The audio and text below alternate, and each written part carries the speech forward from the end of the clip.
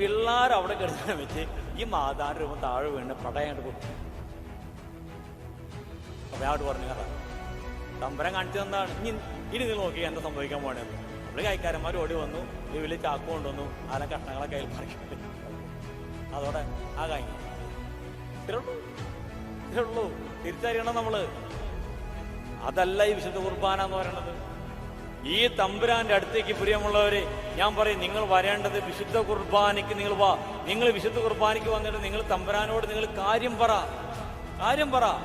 നമ്മുടെ ദുഃഖങ്ങളും സന്തോഷങ്ങളും സങ്കടങ്ങളും നിങ്ങൾക്ക് പറയാനുള്ളത് ഈ തമ്പുരാനോടാണെന്നേ. നിങ്ങളൊന്ന് പറഞ്ഞു നോക്കി ദൈവത്തിനോട്. നമുക്ക് വഴിപടച്ചു പോയത് അവിടെയാ. ഒരു പ്രാവശ്യമെങ്കിലും നിങ്ങൾ ഈ ദൈവത്തെ ഒന്ന് കണ്ടാൽ നിങ്ങളുടെ ബിസിനസ് ഒന്നും നിങ്ങൾക്ക് വിഷയമായിരിക്കില്ല. നിങ്ങളിവിടെ വരും. ഒരു കൊറോണ വന്ന് 2 വർഷം ദേവാലയം അടച്ചിട്ടപ്പോഴേക്കും ആളുകൾക്ക് കുർബാനയ്ക്ക് വരാനുള്ള ഇൻട്രസ്റ്റ് കുറഞ്ഞു. എന്നോട് അച്ഛന്മാരും വിശ്വസൊക്കെ വേദന. ഞാൻ പറഞ്ഞു എനിക്കൊരു വേദനയില്ലാന്ന് പറഞ്ഞു. കാരണം ഞാൻ പറഞ്ഞ കാര്യമാണ്, നമ്മുടെ ജനം ക്രിസ്തുവിനെ സ്നേഹിച്ചിട്ടില്ല. നിങ്ങൾ ഒരു 2 വർഷമല്ലേ ദേവാലയം അടച്ചിട്ടുള്ളൂ. ഈ 40 വർഷം 50 വർഷമായിട്ട് കുർബാനയ്ക്ക് പോയിരുന്ന ഞാൻ ഒരു 2 വർഷം ദേവാലയം അടച്ചിട്ടപ്പോഴേക്കും എനിക്കെന്താ കുർബാനയ്ക്ക് ഇതായി പോയോ? അങ്ങനെ പോകുന്നതാണെങ്കിൽ അത് പോണം പ്രിയമുള്ളവരെ. തുമ്മിയ തിരക്കുന്ന മൂക്കാണെങ്കിൽ അത് പോണം. നിന്റെ വിശ്വാസം അത്രേ ഉള്ളെങ്കിൽ അത് പോണം. അതിനൊക്കെ തമ്പുരാൻ ഈ കൊറോണയെ കൊണ്ടുവന്നത്. അടച്ചിട്ടില്ലേ തമ്പുരാൻ? അവന്റെ ദേവാലയങ്ങൾ അടച്ചിട്ടത്, അവന്റെ ധ്യാനകേന്ദ്രങ്ങൾ അവൻ അടച്ചിട്ടത്. മടുത്ത് കാണും ഈ തമ്പുരാൻ നമ്മുടെയൊക്കെ ജീവിതം കണ്ടുകൊണ്ട്. ഒരു 2 വർഷം ദേവാലയത്തിൽ കുർബാന ഇപ്പൊ ഓൺലൈനിലാണ്. കാരണം ഓൺലൈൻ കുർബാന കാണുമ്പോൾ നമുക്ക് ഇഷ്ടമുള്ളൊക്കെ ചെയ്യാമല്ലോ. ആരിലും വന്നു കയറി അവനോട് ഹായ് പറയാം, കുട്ടി കരഞ്ഞാൽ അങ്ങോട്ട് എഴുന്നേറ്റ് പോകാം. കാരണം ദേവാലയത്തിൽ വന്ന് ഞാൻ പറ്റില്ലല്ലോ. ഞങ്ങൾ ഓൺലൈനിൽ കാണണ്ടച്ചാ. നീ നിന്റെ ദൈവത്തിന്റെ ആലയത്തിലേക്ക് നീ വരണം. ഇത് സ്നേഹമാണെന്നേ, തമ്പുരാനുള്ള സ്നേഹമാണത്. ഇതാരും അടിച്ചേൽപ്പിക്കുന്ന സംഗതി ഒന്നല്ല. എന്റെ അപ്പനെ ഞാൻ സ്നേഹിച്ചാൽ എന്റെ ഈ ദൈവം ആൾക്കാരേക്ക് ഇറങ്ങി വരുന്ന ഈ വിശുദ്ധ ബലിയിലേക്ക് ഞാൻ വരുമ്പോ ഞാൻ നിൽക്കുന്നത് ഈ ദേവാലയത്തിന് മുന്നിലായിരിക്കും. അല്ലേ? നമുക്കൊക്കെ ഇന്ന് വിശുദ്ധ കുർബാനയ്ക്ക് മുന്നിലേക്ക് കയറി വരാൻ പറഞ്ഞാൽ ചേട്ടൻ ചേച്ചി കാലിട്ട് ഉറയ്ക്കാന്നല്ലാണ്ട് ഒരു അനക്കം കാണാം. ഇങ്ങോട്ട് കയറി വരില്ല. അല്ലേ? എന്തേ കാരണത പ്രിയമുള്ളവരെ? ഇതാണ് കുർബാനയുടെ വിഷയം, അല്ലാതെ തെക്ക് പടക്കൊന്നല്ല. ഈ ഗോതമ്പപ്പത്തില് ഇതെന്റെ ശരീരമാണ് രക്തം എന്ന് പറയുമ്പോ നമ്മുടെ ഉള്ളിലുള്ള ദൈവമായിട്ടും ഈ ഗോതമ്പപ്പമായിട്ടും യാതൊരു ബന്ധവുമില്ല. ഇതാണോ ദൈവം? ഒരു ഫാന്റെ കാറ്റിൽ പറന്നു പോകുന്നവനാണോ ദൈവം? അതുകൊണ്ടാണ് ദിവ്യകാരുണ്യ സഭയിലെ ജോയി അച്ഛൻ എഴുതിയുള്ള കവിതയിൽ എഴുതി വെച്ചത്, ഒരു ഫാന്റെ കാറ്റിൽ പറന്നു പോകുന്ന ഗോതമ്പപ്പത്തിൽ 1000 കൊടുങ്കാറ്റുകളെ ശാന്തമാക്കാൻ കഴിവുള്ളവനാണ് ഈ പറന്നു പോകുന്നത് എന്ന് നിങ്ങൾ അറിയുക. അതേ പ്രിയമുള്ളവർ, ഞാൻ വിശുദ്ധ അച്ഛനായിട്ട് ഒരു ദിവസം വിശുദ്ധ കുർബാന നമ്മൾ അർപ്പിച്ചുകൊണ്ടിരിക്കുക. അപ്പൊ പീലാസയിലെ നമ്മളെ കുദാസവധം കൊണ്ടല്ലോ, ഈശോ കണ്ണുകൾ ഉയർത്തി അപ്പം എടുത്തു എന്ന് പറയാനായിട്ട് അപ്പം എടുക്കാൻ നോക്കിയപ്പോ പീലാസയില് നമ്മുടെ തമ്പുരാനില്ല. പുള്ളി വേണ്ടയല്ല, അവിടെ പോയി കിടക്കുക. നമ്മൾ വളരെ ഭക്തിയോടുകൂടി കണ്ണടച്ച് പ്രാർത്ഥന ചൊല്ലി ഈശോ എടുക്കാൻ നോക്കുമ്പോ ഈശോ അവിടെ ഇല്ല. ആൾക്കാരൊക്കെ കണ്ടു ഈശോ പോണത്, നമ്മൾ മാത്രം കണ്ടില്ല. ഞാൻ നോക്കിയപ്പോ പീലാസയിൽ ഈശോ ഇല്ല. ഇത് എവിടെ പോയി നോക്കിയപ്പോ ചേട്ടന്റെ അവിടെ കിടന്നു. പിന്നെ നമ്മള് അവിടെ പോയി, ഞാൻ ആ സമയത്തൊരു അവസ്ഥ നിങ്ങൾ ആലോചിച്ചാൽ കണ്ടു, ഒരു പുരോഹിതന്റെ അവസ്ഥ. നമ്മളെന്തായാലും അവിടെ പോയിട്ട് ഈ ഓസി എടുത്തുകൊണ്ട് വരുമ്പോൾ ഞാൻ എൻ്റെ ദൈവമായിട്ടൊക്കെ അടിവെക്കുന്ന ആളാണ്. ഞാൻ പറഞ്ഞു, വലിയ കൊടുങ്കാറ്റുകളെ എന്നൊക്കെ ശാന്തമാക്കി പറഞ്ഞ ആളാണ്. ഒരു ഫാൻ്റെ കാറ്റിൽ പോയി പറഞ്ഞിട്ട് മനുഷ്യന് നാണം കടത്താനായി. ഞാൻ പറഞ്ഞത് എൻ്റെ തമ്പുരാനോട്, വലിയ കൊടുങ്കാറ്റുകളെ ശാന്തമാക്കിയാണ്ട് ഒരു ഫാൻ്റെ കാറ്റിൽ അവിടെ വരുന്ന മനുഷ്യന് നാണം കടത്താനായി. എന്താ പറഞ്ഞതറിയോ? ഞാൻ പറഞ്ഞു പോകും, നീ എന്നെ ചേർത്ത് പിടിക്കണം. ഞാൻ പറഞ്ഞു പോകും. അതേപോലെ ഉള്ളവരെ, ഈ ഫാന്റെ കാറ്റിൽ ആ തമ്പുരാനോടൊപ്പം എന്ന് എനിക്ക് പറന്നു പോകാൻ പറ്റുന്നോ അന്ന് എനിക്ക് ഈ തമ്പുരാനെ മനസ്സിലാവുള്ളൂ. നമ്മളിരിക്കുന്നത് ആനപ്പുറത്താ. ഈ ആനപ്പുറത്ത് ഇരിക്കുന്നത് കൊണ്ട് ഈ കഴുതയുടെ പുറത്ത് വരുന്നവനെ നമുക്ക് കണ്ടാൽ തിരിച്ചറിയില്ല. നമ്മള് ഈ ആനയുടെ പുറത്ത് നിന്ന് ഇറങ്ങി കഴുതയുടെ പുറത്ത് കയറാൻ എന്ന് നീ ശൂന്യവൽക്കരണത്തിലേക്ക് എളിമയിലേക്ക് നീ വരുന്നോ അന്നേ നിനക്ക് ഈ ദൈവത്തെ മനസ്സിലാക്കാൻ പറ്റുള്ളൂ. കുരിശിലെ ദൈവത്തെ, കാലിത്വത്തിൽ കിടക്കുന്ന ആ ഉണ്ണിയിലെ, ഈ ഗോതമ്പപ്പത്തിലെ നമുക്ക് മനസ്സിലാവുള്ളൂ പ്രിയമുള്ളവരെ.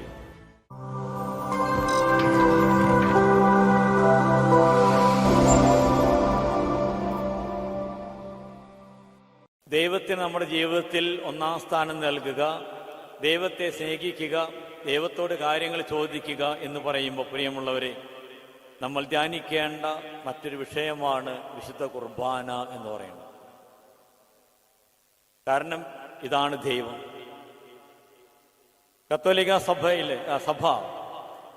വിശുദ്ധ കുർബാനയെ പറ്റി നമ്മളോട് പറയുന്നത് ഇങ്ങനെയാണ്: ദൈവം അൾത്താരയിലേക്ക് ഇറങ്ങി വരുന്ന, അപ്പമായിട്ട് ഇറങ്ങി വരുന്ന ഏറ്റവും വലിയ അത്ഭുതമാണ്, ഏറ്റവും വലിയ സംഭവമാണ് വിശുദ്ധ കുർബാന. കത്തോലിക്ക സഭയിലുള്ള എല്ലാ പ്രാർത്ഥനകളും വിശുദ്ധ കുർബാനയ്ക്ക് താഴെയാണ്. കത്തോലിക്ക ജീവിതത്തിന്റെ കേന്ദ്രമാണ് വിശുദ്ധ കുർബാന. അതേ പ്രിയമുള്ളവരെ, ക്രിസ്തുവിനെ നമ്മുടെ ജീവിതത്തിൽ ഒന്നാം സ്ഥാനം നൽകുക എന്ന് പറയുമ്പോൾ വിശുദ്ധ കുർബാനയ്ക്ക് നിങ്ങളുടെ ജീവിതത്തിൽ, എൻ്റെ ജീവിതത്തിൽ, നമ്മുടെ ജീവിതത്തിൽ ഒന്നാം സ്ഥാനം നൽകുക എന്നുള്ളതാണ്. ദൈവം ഈ അൾത്താരിലേക്ക് ഇറങ്ങി വരുന്ന ഏറ്റവും വലിയ സംഭവമാണ്, അത്ഭുതമാണ് വിശുദ്ധ കുർബാന. കത്തോലിക്ക സഭയിലുള്ള സകല പ്രാർത്ഥനകളും വിശുദ്ധ കുർബാനയ്ക്ക് താഴെയാണ്. എന്ന് പറഞ്ഞാൽ ഒരു കത്തോലിക്കന്റെ ജീവിതത്തിൽ വിശുദ്ധ കുർബാന കഴിഞ്ഞിട്ടേ വേറൊരു പ്രാർത്ഥനയ്ക്ക് സ്ഥാനമുള്ളൂ. പക്ഷെ ഇന്ന് നിർഭാഗ്യവശാൽ നമ്മളൊക്കെ വിശുദ്ധ കുർബാനയിൽ നിന്നൊക്കെ നമ്മൾ ഒരുപാട് അകന്നു പോയിരിക്കുന്നു. നമുക്ക് ഇഷ്ടം നവേനകളാണ്. ഞാൻ നിങ്ങൾ പറഞ്ഞു, നമുക്ക് വഴിപിഴച്ചു പോയത് അവിടെയാണ്. ഞാനാണ് നിങ്ങളുടെ ദൈവം, ഞാനല്ലാതെ മറ്റൊരു ദൈവം നിങ്ങൾക്ക് ഉണ്ടാകരുത് എന്ന് പറഞ്ഞ ദൈവത്തെ ഒരു സൈഡിലേക്ക് മാറ്റിയിട്ട് നമ്മൾ വിശുദ്ധയുടെ പിന്നാലെ നമ്മൾ പോയി. ഇന്ന് കത്തോലിക്കന്റെ ജീവിതത്തിൽ വിശുദ്ധ കുർബാനയേക്കാൾ അധികമായിട്ട് നിങ്ങൾ സ്നേഹിക്കുന്നത് നൊവേനകളെയാണ്. ഒന്നാം പ്രമാണത്തിന്റെ ലംഘനമാണത്. നിങ്ങളെ അനുഗ്രഹിക്കേണ്ടത് പ്രിയമുള്ളവരെ ഈ വിശുദ്ധരല്ല, മാതാവല്ല, ഔസേപിതാവല്ല, വിശുദ്ധ സെബസ്ത്യാനോസ് അല്ല, യൂദാ തദേവൂസ് അല്ല. നിങ്ങളെ അനുഗ്രഹിക്കുന്നത് ഈ ക്രിസ്തുവാണ്, ദൈവമാണ്. ഈ വിശുദ്ധരുടെ റോള് ഏതുവരെയാണെന്നറിയോ? കാനാല് കല്യാണത്തിന് അമ്മ വന്നു പറഞ്ഞ പോലെ മകനെ അവർക്ക് വീഞ്ഞില്ല. അവിടെ തീർന്നു അമ്മയുടെ റോള്. അതിനപ്പുറത്തേക്ക് പോകാൻ അമ്മയ്ക്ക് സാധിക്കുകയില്ല. അതിനപ്പുറത്തേക്ക് പോകാൻ അമ്മയ്ക്ക് സാധിക്കുമായിരുന്നുവെങ്കിൽ, വീഞ്ഞുണ്ടാക്കി കൊടുക്കാൻ സാധിക്കുമായിരുന്നുവെങ്കിൽ അമ്മ യേശുവിനെ അന്വേഷിച്ച് വരില്ലായിരുന്നു. ഇന്ന് ഇതുപോലും കത്തോലിക്കന് അറിയില്ല. നിങ്ങളെ അനുഗ്രഹിക്കുന്ന യൂദാ തദേവൂസോ ഔസേപിതാവോ മാതാവോ അല്ല, ഈ ദൈവമാണ് നിങ്ങളെ അനുഗ്രഹിക്കുന്നത്. ആ ഒരു തിരിച്ചറിവെങ്കിലും നിങ്ങൾക്ക് വേണം. എന്ന് പറഞ്ഞാൽ നിങ്ങളുടെ ജീവിതത്തിൽ വിശുദ്ധ കുർബാനയ്ക്ക് നിങ്ങൾ ഒന്നാം സ്ഥാനം നൽകണം. ഈ തമ്പുരാനാണ് ആൾക്കാരിലേക്ക് എഴുന്നള്ളി വരുന്നത്. പ്രിയമുള്ളവരെ, ഒരു നൊവേനയുടെ തലത്തിലേക്ക് നമ്മളിന്ന് വിശുദ്ധ കുർബാനയെ താഴ്ത്തി, നമ്മൾ ഒരു സാധാരണ പ്രാർത്ഥനയുടെ ലാഘവത്തിലേക്ക് നമ്മൾ വിശുദ്ധ കുർബാനയെ നമ്മൾ നീക്കി. അതിന് ഞങ്ങൾക്ക് വലിയ ഉത്തരവാദിത്വമുണ്ട്. അജഗണത്തെ സത്യദൈവത്തിൽ നിന്ന് മറ്റു വഴികളിലേക്ക് കൊണ്ടുപോയതിൽ പ്രിയമുള്ളവരെ പുരോഹിതന്മാർക്കും നല്ലൊരു സ്ഥാനമുണ്ട്. ഇന്ന് വിശുദ്ധ കുർബാനയ്ക്ക് വന്നില്ലെങ്കിലും നൊവേനയ്ക്ക് പോകും നമ്മൾ. നിങ്ങളുടെ ചിന്ത നിങ്ങളെ അനുഗ്രഹിക്കുന്നത് ഇവരാണെന്നാണ്. അല്ല, തിരിച്ചറിയണം നിങ്ങൾ, ഞാനാണ് ദൈവം. പ്രിയമുള്ളവരെ, ഈ വിശുദ്ധ കുർബാനയെ പറ്റിയാണ് തമ്പുരാൻ യോഹന്നാൻ സുവിശേഷം അധ്യായം 6 മുഴുവനും വിശുദ്ധ കുർബാനയെ പറ്റിയാണ് തമ്പുരാൻ നമ്മോട് പറയുന്നത്. എന്റെ ശരീരം നിങ്ങൾ ഭക്ഷിക്കണം, രക്തം നിങ്ങൾ പാനം ചെയ്യണം. ഈ വിശുദ്ധ കുർബാനയെ പറ്റി ഞാൻ നിങ്ങളോട് പറയുമ്പോൾ ഒരു പക്ഷേ അല്ല, നിങ്ങളിൽ പലരിലും ഉള്ളിലെ ഈ ചിന്തയുണ്ടാവും, വച്ചാ സഭ പറയുന്നു വിശുദ്ധ കുർബാന കത്തോലിക്ക ജീവിതത്തിന്റെ, ക്രൈസ്തവ ജീവിതത്തിന്റെ കേന്ദ്രം വിശുദ്ധ കുർബാന, തമ്പുരാൻ ആൾത്താരയിലേക്ക് എഴുന്നേൽക്കുന്ന ഏറ്റവും വലിയ സംഭവമാണ് വിശുദ്ധ കുർബാന, പ്രാർത്ഥനകളുടെ പ്രാർത്ഥനയാണ്, കൂദാശയാണെന്നൊക്കെ അച്ഛൻ പറയുന്നുണ്ടല്ലോ. പക്ഷെ അച്ഛാ, ഈ കുർബാനയുടെ പേരിലല്ലേ ഇന്ന് ഒരു ഭിന്നത ഉണ്ടായിരിക്കുന്നത്? പ്രിയമുള്ളവരെ, കത്തോലിക്ക സഭ സ്ഥാപിതമായ അന്നു മുതൽ ഇങ്ങനെയുള്ള വിഷയങ്ങളുണ്ട്. ഇത് പുത്തിയൊന്നല്ല, ഇതിലും വലിയ വിഷയങ്ങളുണ്ടായിട്ടുണ്ട്. ഈ കുർബാനയുടെ ഈ വിഷയങ്ങള് നമ്മുടെ സീറോ മലബാർ സഭയിൽ മാത്രമുള്ളതാണ്. ഇത് കണ്ടുകൊണ്ട് ആളുകൾ പറയാറുണ്ട്, അച്ഛന്മാർ സിസ്റ്റേഴ്സ് അടക്കം പറയാറുണ്ട്, അച്ഛാ സഭ നശിച്ചു എന്ന്. എന്തറിഞ്ഞിട്ടാണ് ഈ പറയുന്നത്? എന്താണ് ഈ സഭ എന്ന് പറയുന്നത്? കത്തോലിക്ക സഭ എന്ന് പറയുന്നത് ഈ സീറോ മലബാർ സഭയല്ല. കത്തോലിക്ക സഭ എന്ന് പറയുന്നത് 23 ഈ സീറോ മലബാർ സഭ പോലെ തന്നെ 23 സ്വതന്ത്ര സഭകളുടെ കൂട്ടായ്മയാണ് ഈ പറയുന്ന ആഗോള കത്തോലിക്ക സഭ, പോപ്പിന്റെ കീഴിലുള്ളത്. 23 സ്വതന്ത്ര സഭകള്. ഈ 23 സ്വതന്ത്ര സഭകളിലെ ഏറ്റവും വലിയ സഭയാണ് ലത്തീൻ സഭ. ബാക്കിയുള്ള സഭയെ കുറിച്ച് നിങ്ങൾക്ക് വല്ല അറിവുണ്ടോ? ബാക്കി നമുക്കറിയാവുന്നതാണ് സീറോ മലബാർ സഭ, നമ്മുടെ സീറോ, മലങ്കര, പിന്നെ ലത്തീൻ സഭ.